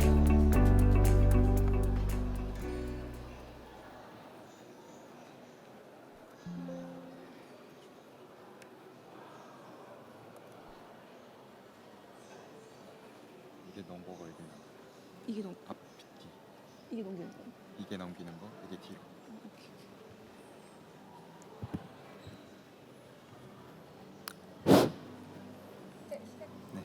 네, 안녕하세요. 서울시 열섬 현상 완화를 위한 쿨링로드 우선 입지 주제로 발표할 쿨링팀 양인성 진유린입니다. 발표 시작하겠습니다. 네, 발표는 서론에서 주제 선정 배경과 연구의 필요성을, 본론에서 분석 방법 결과를, 결론에서 최종 선정된 입지에 대한 설명과 그 기대 효과 및 의의에 대해서 말씀드리고자 합니다. 올해 여름 유난히 더 길었던 것 같은데 어떠셨나요? 올 여름과 올 추석과 작년 추석을 비교해 보면 복장부터가 달랐습니다. 추석이 있었던 서울에는 저녁에 폭염주의보가 발령되었을 정도로 여름이 길고 더웠는데요. 실제로 기상청의 폭염일수 데이터를 확인해 보니 2024년 폭염일수가 8월 기준 21일로 10년 내 가장 높은 수치를 달성했습니다. 이와 함께 도심의 기온이 주변 지역보다 높게 나타나는 도시 열섬 현상에 대한 문제가 대두되고 있는데요. 국제환경개발연구소는 열섬 현상의 원인으로 열을 흡수하는 대도시 아스팔트를 언급하며 우려를 표명하였고, 이에 대한 투자와 조치가 필요하다고 설명했습니다. 저희는 서울시의 폭염과 이로 인한 도시 열섬 현상에 대해서 어떤 조치를 취할 수 있을까 고민을 했었는데요. 해결책을 찾던 도중 쿨링로드 시스템에 대해서 알게 되었습니다. 쿨링로드는 지하철 역사에서 버려지는 유출 지하수를 활용해 도로 중앙에 분사해서 아스팔트의 온도를 낮추는 시스템을 말합니다. 선행 연구에서는 쿨링로드를 통해 미세먼지 저감 효과와 함께 아스팔트의 지면 온도를 7에서 9도 정도 직접적으로 낮추는 효과를 알 수 있었다고 얘기를 하고요. 쿨링로드의 가동을 통해서 도시 열섬 현상을 완화시킬 수 있다고 했습니다. 오른쪽을 보시면 서울시도 쿨링로드의 확대의 의지가 있음을 알 수 있는데요. 현재 서울시에 설치된 쿨링로드는 총 13개입니다. 저희가 찾아본 바로 이 설치된 기준이 명확하지가 않아서 쿨링로드의 설치에 따른 효과에 대해서 규명하기가 어려웠습니다. 그래서 이 설치에 따른 입지 조건 수립이 필요하다고 판단을 했고요. 제한된 예산 내에서 추가 설치를 위한 효과적인 우선 입지 분석을 진행하고자 했습니다. 전체적인 분석 프로세스입니다. 우선 입지 선정을 위한 데이터 수집 및 전처리 과정을 거친 뒤 유출 지하수를 활용할 수 있는 고온 밀집 지역에 지하철역을 후보로 추출합니다. 이후 도로 입지 기준 선정을 위해 평가 변수를 만들었고, 이를 탑시스 애널리시스를 통해서 시나리오별 우선 입지로 제안했습니다. 수집 및 전처리의 주안은 도로 평가 함수를 가공하기 위함이었습니다. 온도, 효율, 그리고 지형 요인에 활용될 데이터를 공간 데이터와 결합하여 가공했고, 이동 인구 및 교통량을 대변할 수 있는 데이터로 대중교통 이용 승객수와 도로 차선수 데이터를 함께 활용했습니다. 네, 후보 지하철역을 선정하는 과정인데요. 서울시 유출지하수 활용 가이드라인에 따라 쿨링로드에 활용할 수 있는 미사용 유출지하수량을 일평균 51톤 이상인 것을 확인한 지하철역명을 따로 추출했고, 이후 서울시 격자별 지표면 평균 온도를 계산하고 리사 클러스터링을 통해서 고온 밀집 지역을 확인합니다. 최종적으로 해당 지역에 속하면서 유출지하수 활용 기준을 충족하는 후보 지하철역을 분석 데이터의 기준으로 삼았습니다. 서울시의 지표면 온도를 계산하기 위해서 미국의 랜셋8 위성의 서울시 지표면 사진을 활용했는데요. 이 위성 사진에는 분광 측정 데이터랑 열 적외선 데이터가 같이 있어서 이를 활용해서 300m 격자별 지표면 평균 온도를 산출했습니다. 이후에 리사 클러스터링을 사용했는데요. 리사는 통계적으로 유의미한 국소 지역의 군집을 찾는 데 유용합니다.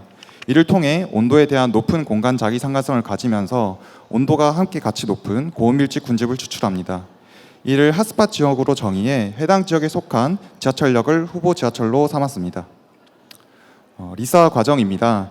리사는 거리 가중 행렬을 계산해야 되는데요. 이때 킨 메서드로 이웃을 규정을 했고 이에 대한 정교화 과정을 거쳐 격자 이웃 간 가중치를 계산했습니다.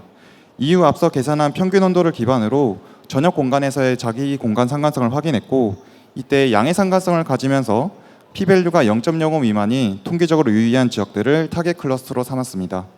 최종적으로는 해당 클러스터에 속하는 핫스팟 지역을 격자 클러스터로 추출합니다. 추출한 핫스팟 클러스터에 포함되면서 유출 지하수 양이 유출 지하수 활용 가이드라인을 만족하는 지하철역 후보 12가지를 분석으로 사용했습니다. 다음으로는 최종 도로 입지 선정을 위한 3가지 요인별 변수 데이터 가공 및 분석 과정에 대해 설명하도록 하겠습니다. 첫 번째로는 온도 요인의 도로 온도입니다. 서울시 10m 구간 도로 데이터와 지표면 온도 데이터를 매핑하여 후보 지하철역 기준 반경 150m 내에 있는 도로별 온도값을 산출했습니다. 이때 도로는 도로 위계 기능 구분 코드에 따라 간선 도로 기준으로 하였습니다. 다음으로는 효율성 요인의 유동인구입니다. 도로 구간별 유동인구 데이터 수집이 어려워 쿨링로드의 수요지가 지하철역 주변이라는 점을 고려해 후보 지하철역과 후보 지하철역 기준 반경 300m 내에 있는 버스 정류장에 오전 10시부터 오후 5시까지의 승하차 개수로 도로 주변 유동인구를 추정하였습니다. 이때 300m 기준은 낮은 이동성을 보이는 고령자를 고려하여 도로교통법 제12조 2에 따라 도출된 것입니다. 효율성 요인의 두 번째 변수의 차선수는 시간 단축상 말로써 간단히 설명하도록 하겠습니다. 뷰티에서 제공하는 도로 차선수 데이터 중 일부 도로는 지도 로드맵으로 확인한 결과 후보 지하철역 중심으로 좌우에 따라 값이 달라지는 경우가 있었습니다. 이로 해당 도로의 차선수는 로드맵을 통해 후보 지하철역 바로 앞 기준 가장 많은 차선수 값으로 대체하였습니다. 마지막으로 지형적 요인의 경사도입니다. 경사도는 땅이 완만할수록 물이 고르게 퍼져 쿨링 효과를 더 증진시킬 수 있다는 점을 고려한 변수입니다. 경사도도 도로 온도와 같은 방식으로 값을 산출하였습니다.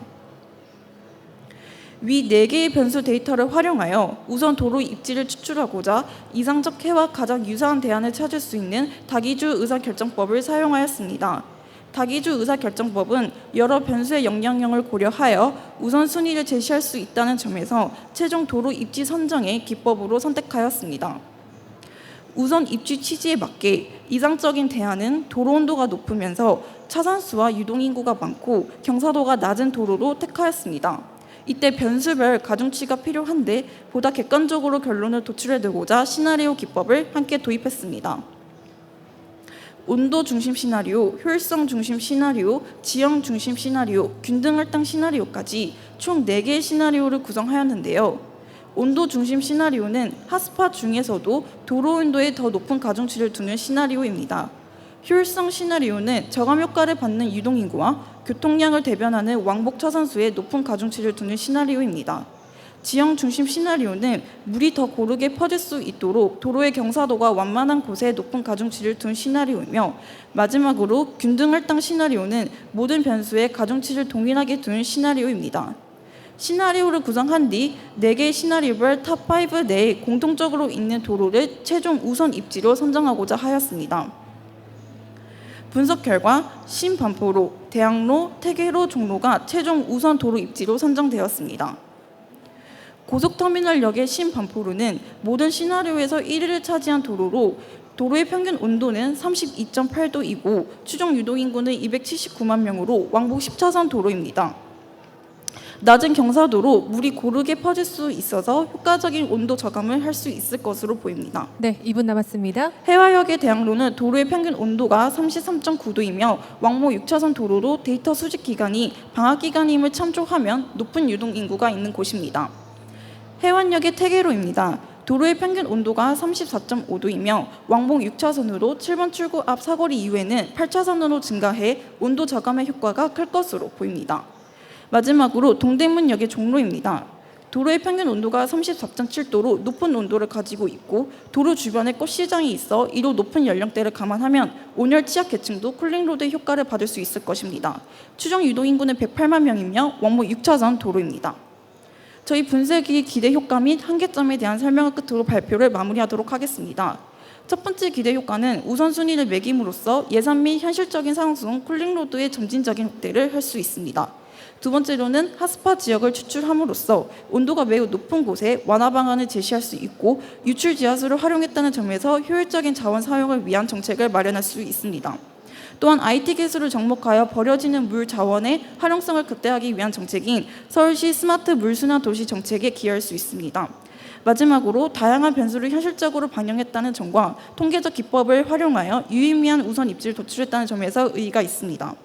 그러나 도로 구간별 유동인구 데이터 및 포인트별 미세먼지 데이터의 수집이 어려워 더 정밀하고 효율적인 입지 선정이 부족했다는 점에서 아쉬움이 있습니다.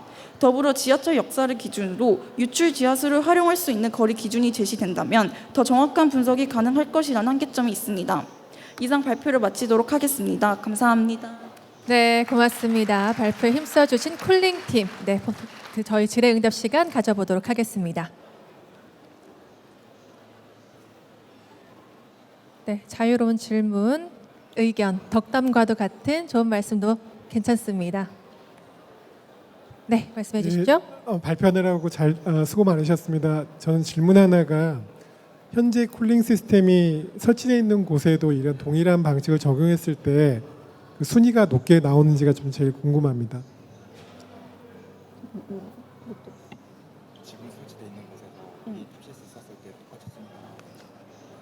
네, 그 지점 말씀드리겠습니다.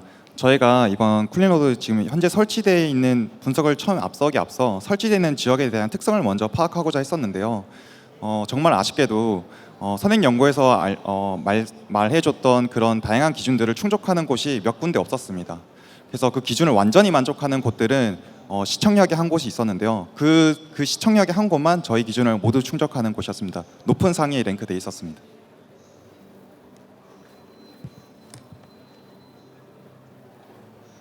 약간 유사하기도 할 수 있는데 혹시 그 에즈이즈에 대한 분석을 해보셨어요? 현재 서울시 관계자 인터뷰라든지 지금 입지 분석을 하고 있는 방안에 대한 문제점이 나와야 개선 방향이 볼 거잖아요. 네, 저희가 문헌 조사할 때 인터뷰를 따로 요청하진 않았었는데요. 기사 자료랑 참고 문헌에서 볼 수 있는 저 활용 가이드라인 그리고 현재 설치되어 있는 그 쿨링로드에 대한 도로 과장님의 인터뷰가 있었는데 그걸로 참고를 많이 했었고요. 저희가 가장 많이 좀 주안으로 봤던 것은 추가 설치에 대한 의지였었습니다. 그리고 이제 이후에 지금 좀 이슈가 사회 이슈가 되고 있는 부분들 중에 하나가 환경복지가 이제 빈익빈 부익부가 있어요. 그래서 모든 게 예산이 들어가고 설치를 하다 보면 지금 이제 데이터적으로만 접근을 했을 때 실제 이제 뭐 예산이 많은 강남 상구나 이런 부분들은 우선 설치되는 부분도 간과할 수는 없어서 그런 부분들도 고려가 좀 필요하지 않았을까 싶습니다. 네, 의견 더 없으신가요? 네, 없으시면 여기서 질의응답 시간 마무리해 보도록 하겠습니다. 발표에 수고해 주신 두 분 위쪽으로 안내 도와드리겠습니다. 감사합니다. 네, 저희 쿨링 팀의 발표까지 잘 들어봤습니다. 다음은 골든 로드가 준비를 하고 있는데요. 발표자께서는 무대 위쪽으로 올라와 주시기 바랍니다. 여러분 따뜻한 박수로 환영해 주시죠.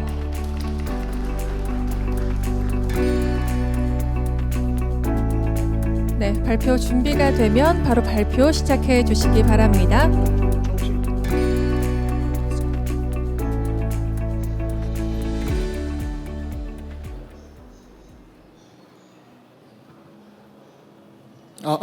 빅데이터를 활용한 버스 중앙차로 축하중 버물론 개선 방안 골든로드 팀 오명진 발표 시작하겠습니다. 먼저 서울시 버스 중앙차로의 경우에 도로포장 설계는 2001년부터 국토해양부 주관으로 개발된 한국형 도로포장 설계법 KPRP에 따라 이루어졌습니다. KPRP란 교통 하중, 제로 물성, 환경 조건을 고려하여 포장 파송 모형을 분석을 통해 고용성을 예측하는 프로그램입니다. 가장 중요한 변수인 교통 하중의 경우 다양한 축하중을 가지는 교통량을 환상 축하중 교통량, 즉 이슬 값으로 바꾸어 계산합니다. 여기서 말씀드린 이슬이란 포장 구간에 가해지는 총 축하중을 의미하는데 이슬 F 값과 교통량을 곱해서 구해지게 됩니다. 여기서 말씀드린 이슬 F는 등가 다축 하중으로 도로 포장 설계 시 사용되는 하중 개념입니다. 다시 말해 각 차량의 하중의 교통량을 곱해서 총 누적 축하중을 구하는 공식입니다. 현재 서울시의 경우에는 러팅, 소송 변형 등 심각한 도로 포장 파손 문제가 지속적으로 발생하는 상황입니다. 이러한 현상의 이유는 KPRP를 활용해 포장 설계를 진행할 시 버스의 유형별 각각의 축하중이 아닌 평균 하중을 활용하고 재차인으로 인한 증가 하중을 고려하지 않고 설계를 진행하여 설계 단면이 과소 적용되었기 때문입니다.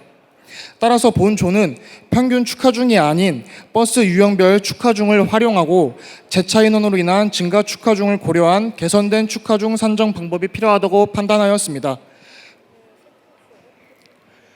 본조의 연구 범위는 총 8주차로 구성하였으며 공간적 범위는 서울특별시 내에 총 29개의 버스 중앙차로로 선정하였습니다. 데이터 분석의 경우 데이터 전처리를 통해 버스 교통량을 산정하였으며 버스 유형 및 재차 인원을 고려한 새로운 축하중을 산정하여 KPRP를 활용해 위험 구간을 선정하였습니다. 먼저 교통량 산정 과정입니다. 우측에 보이는 분석 과정에서 빨간색으로 표시한 데이터들을 매칭하여 최종적인 결과물을 도출하였습니다. 먼저 버스 중앙차로 내 정류장 ID를 추출하였고 해당 아이디를 이용해서 버스 중앙차로 내 정류장별 도착하는 버스 노선 아이디를 추출하였습니다. 최종적으로 도착 버스 노선 아이디별 하루 평균 운행 횟수를 추출하여 결과적으로 교통량을 산정하였습니다. 두 번째로 축하중 산정 과정입니다. 교통량 산정 2단계 결과물과 시간별 재차 인원 정보를 매칭하여 시간별 재차 인원을 노선별로 추출하였습니다. 그 후에 시간대별 재차 인원으로 인한 증가 축하중을 계산하였고 버스 유형별 최종 하중을 결정하였습니다. 따라서 교통량 산정 최종 결과물과 축하중 산정 결과물을 이용해 있을 값을 계산 후 공용성 분석을 통한 최종 시각화까지 진행하였습니다. 결과를 보시면 한국건설기술연구원에서 제시하는 있을 F값은 다음과 같이 이종 차량에 대해서 평균값을 활용합니다. 하지만 버스 중앙차로의 경우에 평균값을 활용하게 되면 특정 차량만 지나가는 중앙차로와 잘 맞지 않는다고 본조는 판단하였습니다. 따라서 본조에서 제시하는 개선된 있을 F값은 재차 인원으로 인한 증가되는 축하중을 고려하고 버스 유형별 달라지는 축하중을 반영해 새로운 있을 F값을 제시하였습니다. 해당 값을 통해서 있을 값을 계산하였을 때 기존보다 115.7% 증가하는 결과를 확인하였습니다. 공용성 분석을 진행할 때엔 교통부의 포장 손상 기준과 서울시에서 제공하는 포장 단면 기준을 활용하였습니다. 공용성 기준은 다음과 같이 10년 이상인 경우에 1등급, 1년 이하인 경우 6등급으로 분류를 하여 서울시 버스 중앙차로 모든 구간의 공용성 등급 변화를 확인하였습니다. 공용성 등급은 평균 2등급 정도 하락하는 모습을 확인하였으며 버스 중앙차로에 포설된 아스팔트의 수명이 2.2년 정도로 해석되는 것을 고려하였을 때 차량 유형 및 재차윤을 고려하여 공용성을 분석하는 것이 더 적합하다고 판단하였습니다. 해당 결과를 QGIS를 통해 시각화한 결과입니다. 한국건설기술연구원에서 제시한 평균 있을 F값을 활용해 계산하였을 때는 그림과 같이 빨간색인 구간, 즉 6등급 구간이 적게 표시되는 것을 볼 수 있습니다. 하지만 본 연구에서 제시한 있을 F값을 이용해 공용성 분석을 다시 진행하였을 경우에 6등급 구간이 103구간 발생하여 보다 더 포장 파손에 위험한 구간들이 다수 존재한다고 파악할 수 있었습니다. 본 연구를 통해서 보다 정확한 축하중 계산이 가능하게 되면 경제적, 사회적, 인용자적으로 다음과 같은 기대 효과가 발생합니다.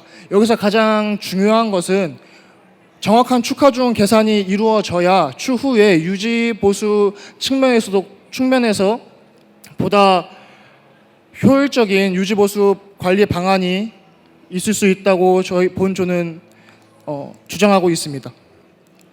저희가 사용한 데이터는 다음과 같고 분석한 분석 툴도 다음과 같습니다. 이상 발표 마치겠습니다. 감사합니다.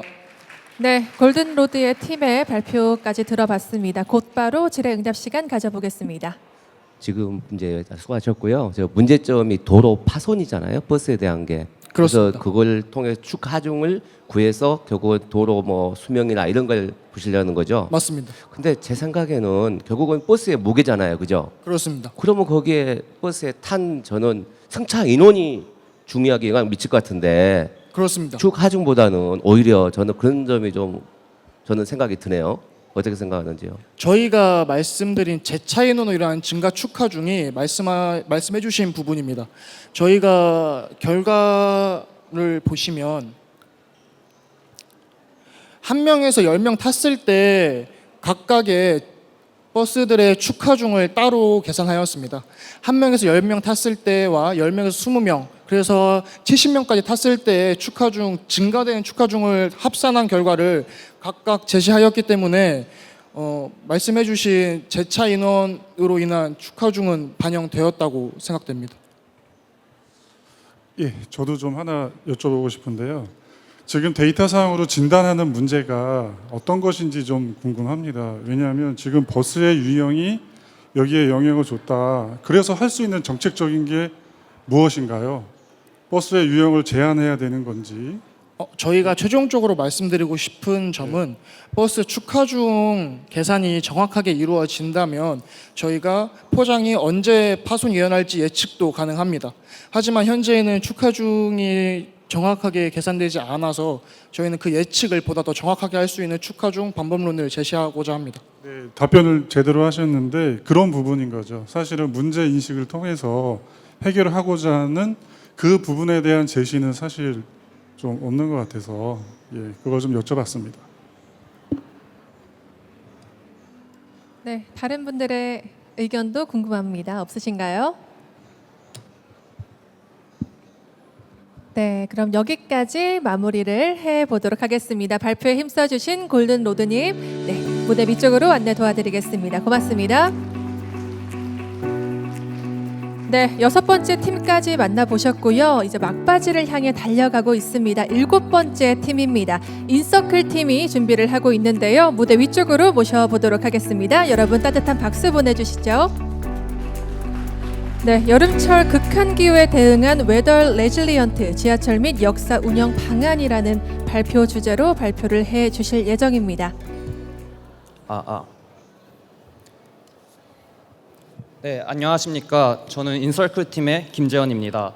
저희 팀은 올해와 같은 극한 더위가 서울시 지하철 이용에 어떠한 영향을 미치는지 알아보고 이를 바탕으로 웨더 리질리언트 지하철 및 역사 운영에 대한 개선안을 제안하고자 합니다. 저희의 전체적인 발표 순서는 다음과 같습니다. 올해 여름은 유난히 더웠으며 추석까지 그 더위가 이어지는 등 지속적인 고온 현상이 나타났습니다. 최고기온 데이터를 확인한 결과 2023년과 비교했을 때 올해 8월과 9월의 일평균 최고기온이 더 높았음을 확인할 수 있습니다. 지하철 운영 측면에서도 이러한 날씨의 영향은 냉난방 관련 민원이 압도적으로 많은 비중을 차지한다는 점에서 드러납니다. 또한 냉방 설치가 설치되지 않은 역도 존재하는 등 날씨를 고려한 운영 관리의 차원의 개선이 필요한 상황입니다. 따라서 기후 변화로 인한 이상 기후 현상이 증가하고 있는 상황에서 대중교통을 운영하는 시 당국은 극한 기후로 인한 영향을 주요하게 다뤄야 할 필요가 있습니다. 실제로 이러한 날씨의 변화가 대중교통 이용에 미치는 영향을 분석한 여러 선행 연구들이 존재하였습니다. 왼쪽의 두 연구 모두 날씨가 대중교통 이용률과 승객 수에 미치는 영향을 다루었으며 악천후나 기상 변화로 인한 승객 수 감소를 줄이기 위한 정책 개발의 필요성을 강조하였습니다. 서울시 역시 또타와 같은 앱을 통해 실시간 정보를 제공하고 민원을 수집하여 대응하려는 등 노력을 기울이고 있음을 알 수 있습니다. 따라서 최근의 극한 날씨가 서울시 지하철 이용 특성에 어떠한 영향을 주었는지 데이터를 통해 분석하고 이를 바탕으로 날씨에 강건한 지하철 운영 방안을 선제적으로 마련할 필요가 있습니다. 따라서 저희 팀은 데이터 분석을 통해 여름철 극한 기후에 대응할 수 있는 웨더 리질리언트 지하철 및 역사 운영 방안을 제안하는 것을 목표로 합니다. 저희가 수행한 프로젝트의 전체적인 개요는 다음과 같습니다. 본 프로젝트의 목적은 날씨와 지하철 이용 간의 상관성을 분석하는 것으로 이를 위해 기온, 강우량 등의 날씨 데이터와 지하철 승하차 승객 수와 같은 지하철 이용 관련 데이터를 수집하였습니다. 이를 바탕으로 EDA 과정을 수행하였으며 더위에 따른 역마다의 지하철 이용객 수 변화 특성을 파악하고 그 주요 유형을 분류하였습니다. 분석 결과 3가지 유형의 변화를 선정할 수 있었으며 데이터 분석을 통해 각 유형의 특성을 도출한 후 각각에 대한 개선안을 최종적으로 제안하고자 합니다. 앞서 수집한 데이터에 대한 EDA 과정을 통해 전반적인 특징을 살펴보았습니다. 날씨 데이터의 경우 초록색 선과 같이 올해 월별 평균 최고 기온이 점차 상승하는 추세를 보였습니다. 또한 이제 30도를 넘어가는 날도 유난히 많았던 것을 알 수 있었습니다. 지하철 이용 데이터를 분석한 결과 맨 위에 주황색 선인 2호선의 이용객 수가 가장 많은 것과 같이 호선별로 그 이용객 수의 차이가 있는 것을 알 수 있었습니다. 또한 전반적으로 모든 호선에서 1년 동안 유사한 추세를 보였습니다. 특히 올해 여름철의 일별 기온과 이용객 수를 함께 살펴본 맨 오른쪽의 그래프와 같이 더운 날씨에 따른 이용객 수 감소가 두드러졌습니다. 이에 따라 이 현상을 조금 더 세밀하게 분석할 필요성을 느끼고 추가 분석을 진행하였습니다. 앞서 언급한 것처럼 각 호선별 이용객 수의 차이가 크기 때문에 1년 동안의 이용객 변화 추세를 보다 명확하게 파악하기 위해서 각 호선별 최소, 최대 승객 수를 사용하여 정교화를 진행하였습니다. 왼쪽 그래프는 2020년부터 23년까지 각 호선별로 정교화된 이용객 수를 나타난 것으로 같은 해에는 호선별로 비슷한 추세를 보이는 것을 알 수 있습니다. 특히 11월 또는 12월과 같이 날씨가 추워지거나 6월이나 8월과 같이 날씨가 더워지면 이용객 수가 감소하고 다시 날씨가 풀리면 그 이용객 수가 증가하는 현상이 관찰됩니다. 이를 바탕으로 모든 호선의 평균값을 계산해 연도별로 나타난 결과가 오른쪽의 그래프입니다. 오른쪽 그래프의 원으로 표시된 부분을 자세히 보시면 앞선 분석과 마찬가지로 여름철에 이용객 수가 감소하다가 8월에서 9월로 넘어가며 다시 증가하는 추세를 보입니다. 특히 여기서 주목할 점은 2024년의 경우 8월에서 9월로 회복되는 기울기가 다른 해에 비해 현저히 완만하다는 점입니다. 이는 올해 오랜 기간 고온이 지속된 영향으로 보이며 더위의 강도와 기간이 증가하는 극한 더위의 영향이 두드러지게 나타난 것을 알 수 있습니다. 따라서 이러한 현상을 방지하기 위한 대응책 마련이 필요함을 보여줍니다. 저희는 먼저 여름철 더위가 전체 지하철 이용량에 어떤 영향을 미치는지 분석하고자 최고 기온이 30도 이상인 날을 더운 날로 정의하였습니다. 이를 통해 지난 10년간 더운 날과 그렇지 않은 날의 승객 수를 비교했습니다. 지난 10년간의 데이터를 확인해 보면 오른쪽 위에 그래프에서 볼 수 있듯이 더운 날이 길어질수록 승객 수의 감소 비율이 대체로 증가하는 경향을 보였습니다. 그러나 여기서 흥미로운 점은 오른쪽 아래 그래프에서 확인할 수 있듯이 매년 평균 이용객 수는 20년도 코로나 이후 오히려 증가하고 있으며 올해 역시 더운 날이 62일로 예년의 2배 가까이 되었음에도 불구하고 전체적인 이용객 수는 증가하였습니다. 따라서 더운 날에도 지하철을 이용하는 승객들에게 극한 더위에 대비한 적절한 서비스를 제공하는 것이 중요합니다. 저희는 다음과 같은 방법으로 각 역을 더위에 대한 반응에 따라 유형을 나누고 각 유형에 대한 주요 역을 선정하였습니다. 먼저 더위와 이용객 수를 고려하여 각 유형을 정의하였습니다. 첫 번째 유형은 더운 날 평균 이용객 수의 감소가 큰 역이며 두 번째 유형은 거기에 하나의 조건을 더 추가하여 더운 날 평균 이용객 수가 10,000명 이상인 동시에 감소 비율이 큰 역입니다. 마지막으로 세 번째 역은 오히려 더운 날 평균 이용객 수가 증가한 경우입니다. 그 후 이번에 예시표와 같이 연도별로 각 유형에 해당하는 상위 10개 역을 추출한 다음 10년 동안 각 역의 중복 수를 집계하고 이를 지도에 표시해 보았습니다.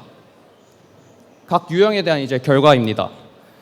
첫 번째 유형에 해당하는 역들은 더운 날 평균 이용객 수의 감소 비율이 큰 역들입니다.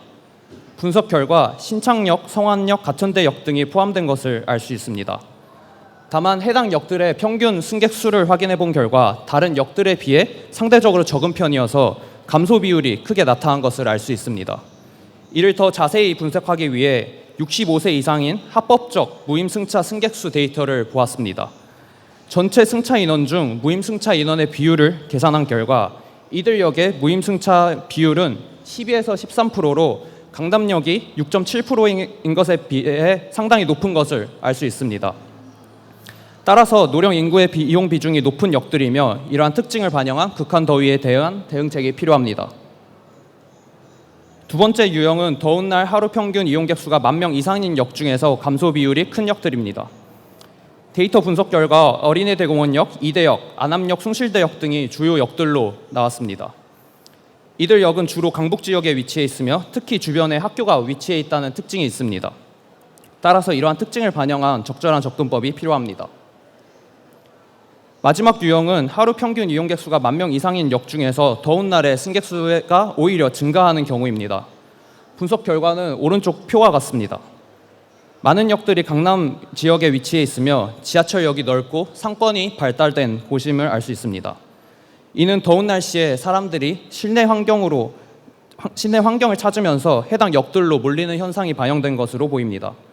따라서 극한 더위가 지속될수록 이러한 역들에 밀집되는 현상은 더욱 두드러질 것으로 보이며 이를 고려한 맞춤형 개선안 도출이 필요하다고 판단했습니다.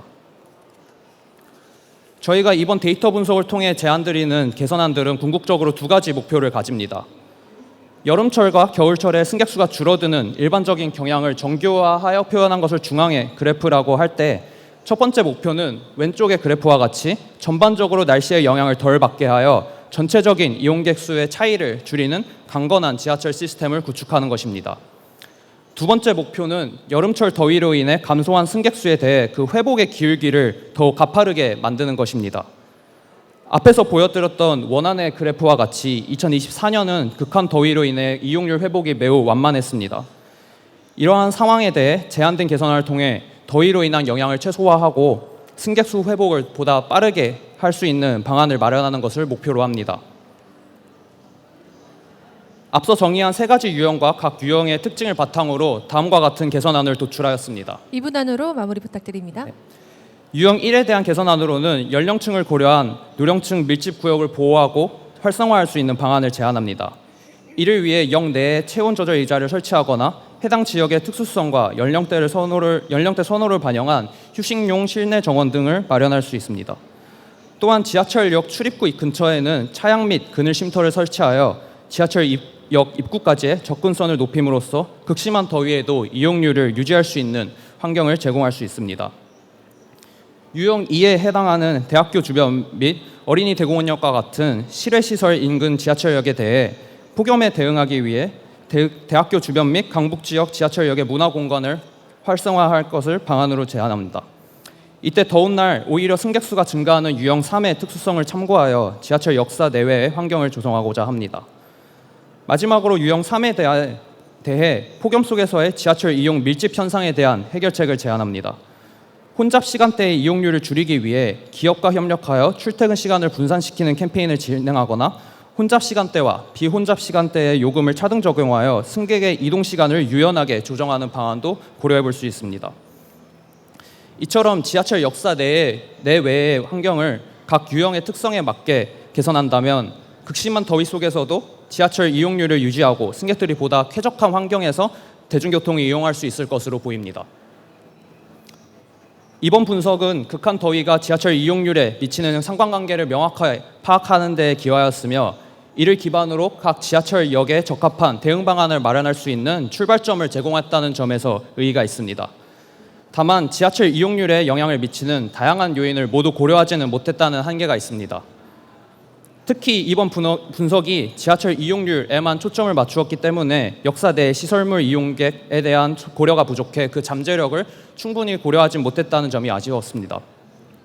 그럼에도 불구하고 이번 프로젝트는 극한 더위와 서울시 대중교통의 연관성을 분석함으로써 서울시가 경쟁력 있는 대중교통 서비스를 제공하는 방향으로 나아가는데 기여할 수 있을 것으로 보입니다. 이상으로 발표 마치겠습니다. 감사합니다. 네, 고맙습니다. 인서클의 발표까지 잘 들어봤고요. 질의응답 시간 가져보겠습니다. 네, 백남정입니다. 그 마지막 페이지 보시면 마지막에 보면 제안안 개선사항 얘기하셨으면서 네. 뭐 협조의 어려움, 단기적 효과 가능성이라고 했는데 제가 봐도 지금 앞에 있는 것들이 현실적으로 쉽지는 않아 보이는데 네. 저 중에서도 이렇게 좀 더 그 가능성이 있어 보이고 아닌 것들이 생각을 하셨을 거잖아요. 네. 그러니까 뭐 가능한 것, 좀 힘들 것 이렇게 생각하셨을 것 같은데 그런 게 어떤 게 있는지 한번 말씀해 주시겠어요? 저희가 가능할 것으로 생각했던 것들은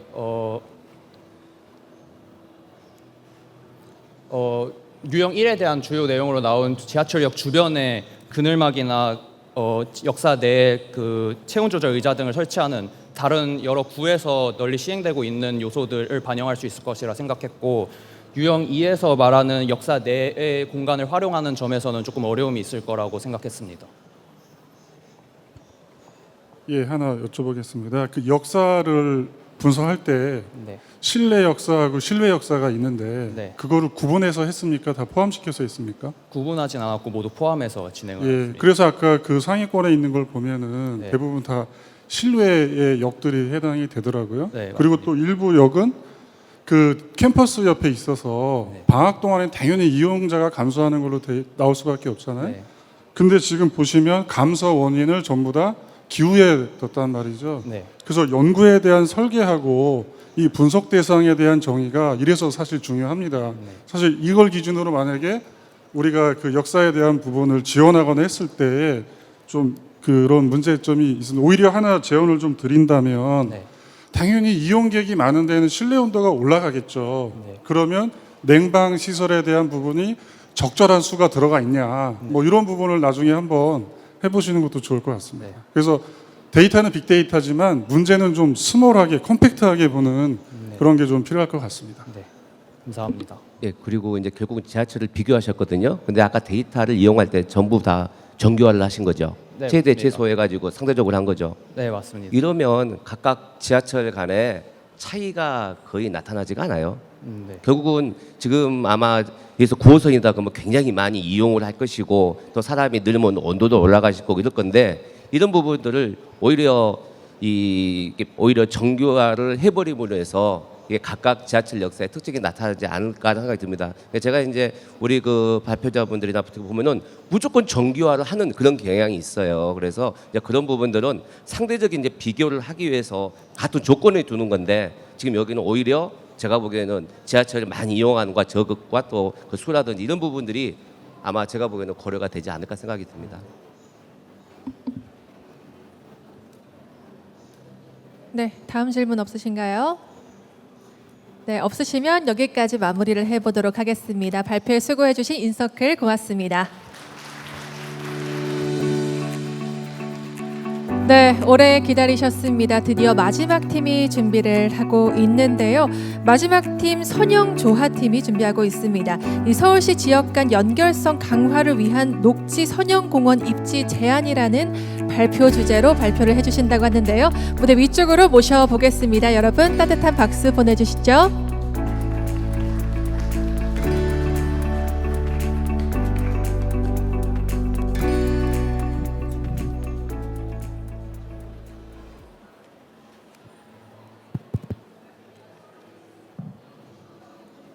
네, 안녕하십니까. 서울시 지역 간 연결성 강화를 위한 선형공원 입지 제안에 대해 발표를 진행하게 된 선형조화팀의 오윤진입니다. 저희 목차는 다음과 같습니다. 옛말에 모든 길은 서울로 통한다라는 말이 있습니다. 대한민국에서 서울은 항상 가장 도시다운 도시로 인식되어 왔습니다. 하지만 한강의 기적 이후 발전을 위해 달려온 서울은 이제 재정비가 필요합니다. 2024년 전체 건축물의 61.8%가 노후와 2038년 노후 기반 시설은 2018년 대비 2.7배 급증할 것으로 예상됩니다. 도심의 활력을 높이고 쾌적한 도시 환경을 위해서는 과거의 과도한 도시계획 규제에서 벗어나 지역 특성을 반영한 여러 기반 시설 재검토가 필요해 보입니다. 또한 서울은 현재 세계 대도시들과 비교했을 때 부족한 1인당 공원 면적을 보여주고 있습니다. 더불어 기존에 존재하는 녹지공원들은 인접 녹지들과 연결된 녹지축을 형성하지 않고 산발적으로 분포해 있습니다. 이에 더해 코로나 국면 이후 시민들의 녹지 오픈 스페이스에 대한 수요 역시 증가함에 따라 전체적인 녹지 공간에 대한 재편이 필요합니다. 사진은 현재는 철거된 선유 고가차도입니다. 보신 것과 같이 현재 서울은 도심을 가로지르는 여러 철도와 도로로 인해 지역 간 물리적 단절이 발생하고 도심 공간 활용에 제약이 생기고 있습니다. 따라서 서울 내 지역 간 상생 발전과 활력을 촉진하기 위해서는 비교적 이러한 물리적 단절을 발생시키지 않는 그러한 네트워크가 필요합니다. 또한 내가 살아가는 공간이 중심이 되는 마이크로시티 경향에 대응하기 위해서는 보행 중심의 일상권이 보장되어야 하며 이를 보조하기 위해 보행 중심의 네트워크가 구축되어야 합니다. 선형공원은 선형으로 인식되는 도심 속의 연속된 녹지 공간입니다. 이를 통해 보행자들은 거주지, 상업지, 문화시설 등 다양한 공간을 복합적으로 한 번에 체험할 수 있습니다. 또한 단순히 녹지를 제공하는 것에서 그치지 않고 선형공원은 도보를 이용하기에 도시의 물리적 단절을 비교적 발생시키지 않는 인근 지역들을 연결해주는 네트워크 역할을 합니다. 이러한 이유로 저희는 서울시의 네트워크 활성화를 위한 방안으로 선형공원을 제안합니다. 저희 프로젝트는 이러한 선형공원의 최적 입지를 선정하는 것을 목표로 합니다. 이를 위해 저희는 서울 시민의 선호 가치인 삶의 질, 도시 경쟁력, 그리고 균형 발전을 충족시킬 수 있는 다양한 요인들을 고려합니다. 다음은 전체 분석 과정입니다.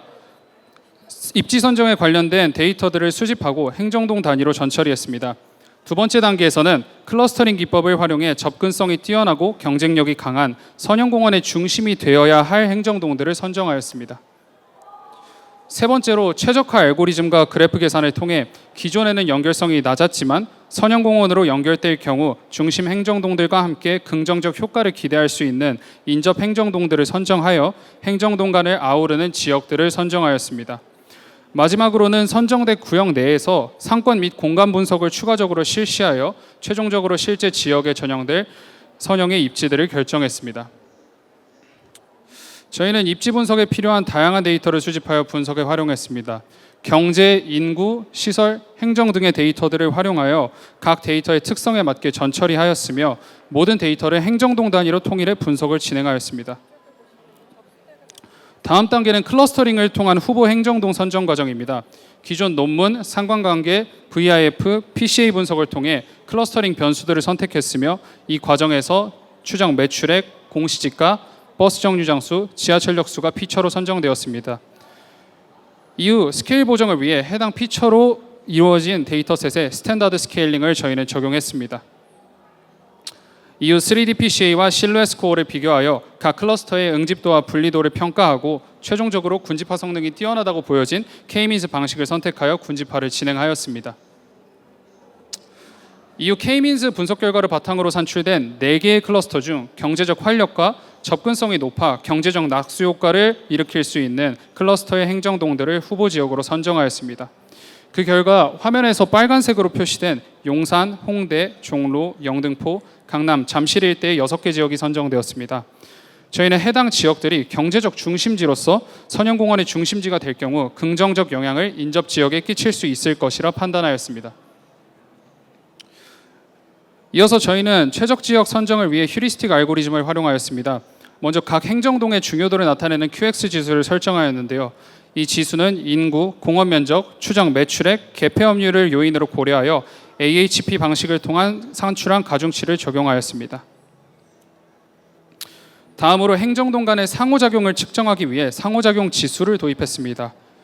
해당 지수는 중심 도시와 인접 지역에 대한 통행량을 기반으로 상호작용 정도를 표현하며 저희는 앞선 각 6개 행정동 군집의 최외곽 행정동들을 중심 도시로 그리고 그와 인접한 군집 외에 있는 행정동들을 특정 지역으로 설정하였습니다.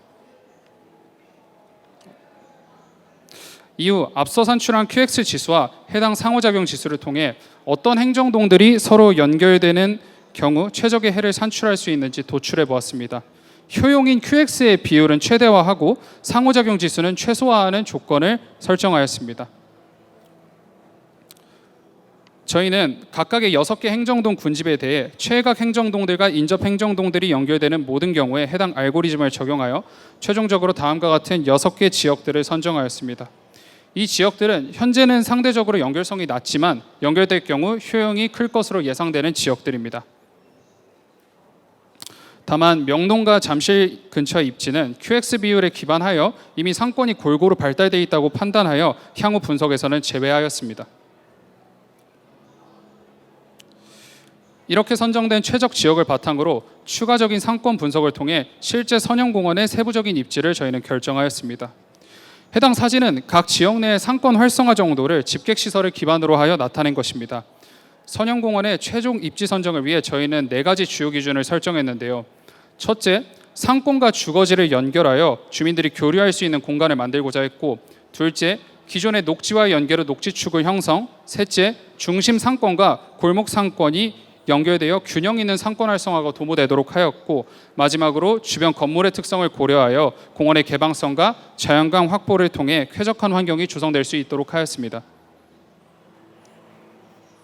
해당 기준에 맞춰 실제 상권을 지나는 선형의 입지를 선정하였습니다. 지역의 고유한 특성을 반영하기 위해 저희는 행정동의 특징을 워드클라우드 분석을 통해 분석하였고, 이를 토대로 공원을 구성해야 했습니다. 용산 지역에는 역사적 요소와 시민 쉼터가 결합한 공원을 제안합니다.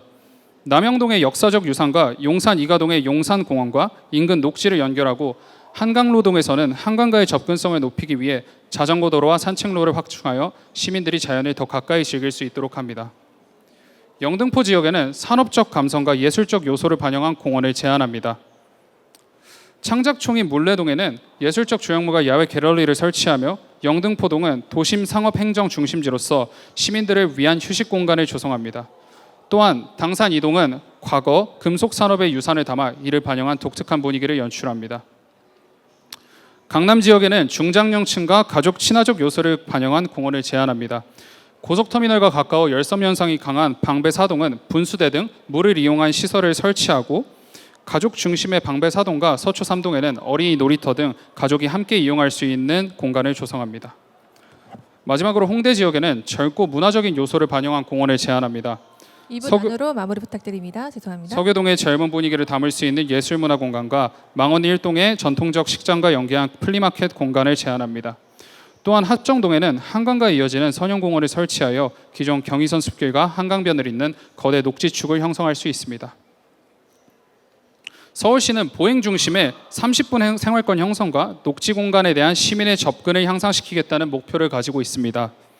선형공원은 여러 보행 일상권 구역들을 연결시켜 보행 중심 도시 조성에 기여하며 서울의 범권역적 녹지 네트워크 형성에 도움이 될 것입니다. 더불어 분석 결과로 선정된 입지의 선형공원들은 조성 단계에 있는 현재 서울 리니어파크, 용산공원, 그리고 기존의 경의선 숲길과 함께하면 시너지 효과를 일으킬 수 있을 것으로 기대됩니다. 마지막으로 기대효과 및 의의입니다. 본 프로젝트는 폐철길이나 사용하지 않는 고가도로에 시범적으로 선형공원을 설치했던 기존의 방식을 확장하여 지역 간 연결성과 효용, 그리고 각 지역의 특성을 종합적으로 고려하여 입지를 제안했다는 점에 의의가 있습니다. 선형공원은 지역과 시민 간의 네트워킹을 향상시키며 녹지 공간을 통한 환경적, 문화적 개선을 이뤄낼 것으로 기대됩니다. 이는 서울시가 지금까지의 발전과 번영의 상징을 넘어 시민 친화적인 진정으로 살고 싶은 도시로 도약하는 초석이 될 수 있을 것 같습니다. 이상으로 발표를 마치겠습니다. 감사합니다.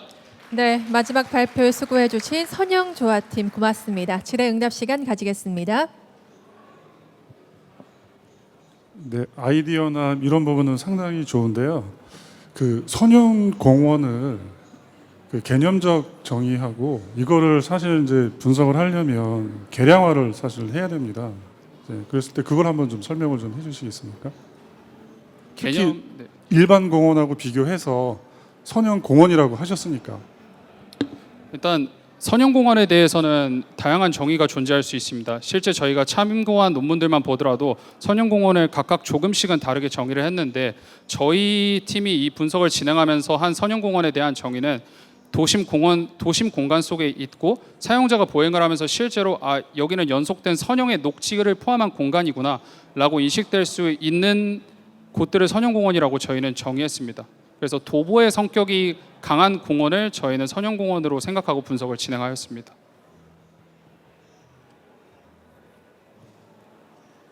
네, 다른 위원님들 질문이나 의견 없으신가요? 네, 없으시면 여기까지 마무리를 해보도록 하겠습니다. 고맙습니다. 무대 밑쪽으로 모셔보도록 하겠습니다. 네, 이렇게 8번째 팀의 발표까지 잘 들어봤는데요. 이렇게 한 팀 한 팀 발표를 들어보니까 이 데이터 기반 정책 수립에 기여할 수 있는 정말 시민들의 다양한 아이디어를 엿볼 수가 있었습니다. 심사평이 매우 궁금해지는데요. 우리 전희주 동덕여자대학교 교수님을 무대 위로 모시고 심사평을 들어보도록 하겠습니다. 여러분 힘찬 박수 부탁드립니다.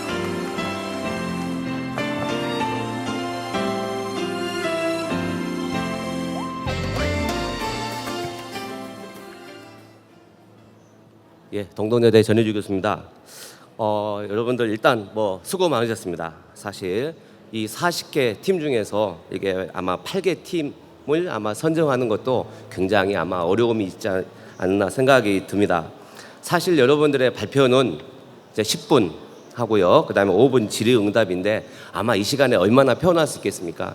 그렇지만 여러분들이 아마 이 10분을 위해서 준비한 시간은 정말 엄청나고 그리고 아마 또 그에 대한 뭐 노력 굉장히 많았을 거로 생각이 듭니다. 저도 데이터 분석을 합니다만 아마 이 데이터 결론을 얻기까지 아마 전처리라 하잖아요. 사실 우리는 전처리를 다른 말로 표현하면 노가다라고 합니다. 노가다. 예, 그래서 어떻든 여러분들 수고 많으신 것 같고요. 단지 이제 제가 뭐 요즘에 심사를 많이 합니다만 항상 느끼는 거에 대해서 또 여러분들은 앞으로 우리 대한민국의 데이터와 또 우리 미래를 짊어질 아마 젊은 친구들이잖아요. 그래서 하나 제가 뭐 쭉 심사하면서 느꼈던 것만 말씀을 드리겠습니다. 먼저 이 문제점과 아이디어입니다. 예, 저도 오늘 사실 솔직히 처음 한 용어도 있습니다. 이게 지하철 다니면서 클릭 로드 이것도 아마 처음 아마 저도 이게 알게 된 것 같고요. 이 첫 번째는 이 무엇보다도 주제 선정이 중요하다고 생각이 듭니다. 여러분들 아시겠지만 뭐 남들 주제하는 거 따라하기는 쉽잖아요. 그래서 아마 이런 부분들이 아마 제가 보기에는 아마 심사위원들의 큰 아마 영향이 미쳤을 것 같고요. 그다음에 결국은 주제라는 것은 문제잖아요. 내가 해결하고자 하는 건데 그거에 대한 뒷받침할 수 있는 데이터를 적절하게 잘 선정이 됐냐 이런 생각이 좀 듭니다. 그다음에 또 하나는 뭐 올바른 분석 방법이지요. 예, 그래서 여러분들 보면 이 내가 올바른 정확한 결론을 맺기 위해서 어떤 뭐 통계적인 방법이라든지 어떻게 본다면 굳이 어려운 통계적 방법을 안 쓰셔도 돼요. 제가 느끼는 건 뭐냐면 굉장히 여러분들은 굉장히 고급 기법을 막 사시려고 하는 것 같아요. 예, 그래서 데이터 그 자체만 해도 굉장히 의미 있다는 생각이 듭니다. 그 다음에 이제 마지막에 결론이지요. 여러분들 앞에서 분석을 열심히 했습니다. 근데 막상 그게 쓸 수가 있어야 되거든요. 그래서 제가 느끼는 바에 의하면 좀 많은 경우가 여러분들이 죽으라고 분석한 거하고 실제 결론하고 연결되지가 않아요. 그리고 마지막에 나온 그런 결론과 시사점은 그냥 앞하고 전혀 무관한 여러분의 단순한 하나의 창의적인 아이디어라는 생각이 좀 듭니다. 그래서 그게 좀 아쉽고요. 마지막으로 뭐냐면 결국은 이게 데이터에 대한 하나의 또 경진되고요. 여러분들 제가 하나 질문 하나 하겠습니다. 여러분들 데이터가 뭐라고 생각하세요? 제가 대학 다닐 때 배운 것은 데이터는 숫자로 표현할 수 있어야 데이터라고 했습니다. 근데 지금은 데이터가 바로 뭐냐면 여러분들의 보이는 게 다 모든 게 데이터입니다. 그만큼 데이터의 가치는 앞으로 더욱더 소중할 거라 생각이 듭니다. 자, 여러분들 정말 수고 많으셨고요. 일단 뭐 여기 선정되신 것만 하더라도 8개 팀에 여러분들 충분한 여러분들의 그 성과를 보여줬다 생각이 듭니다. 예, 모두 수고했습니다. 네, 고맙습니다. 우리 전희주 교수님의 심사평까지 들어봤습니다. 네, 이로써 발표와 심사평을 마무리를 하겠고요. 잠시 동안 휴식 시간을 가져보려고 합니다. 3시 40분까지는 자리에 착석을 부탁드립니다. 그리고 여러분 오른쪽 뒤쪽을 보시면요. 저희가 또 방명록을 또 마련해 놨습니다. 방명록을 작성하신 후에요. 이후에 있을 럭키드로 추첨권을 배부 받으실 수 있으니까요. 많은 참여 부탁드리겠습니다. 그럼 자유롭게 둘러보시고 3시 40분까지 자리에 착석 부탁드리겠습니다. 잠시 후에 뵙겠습니다. 고맙습니다.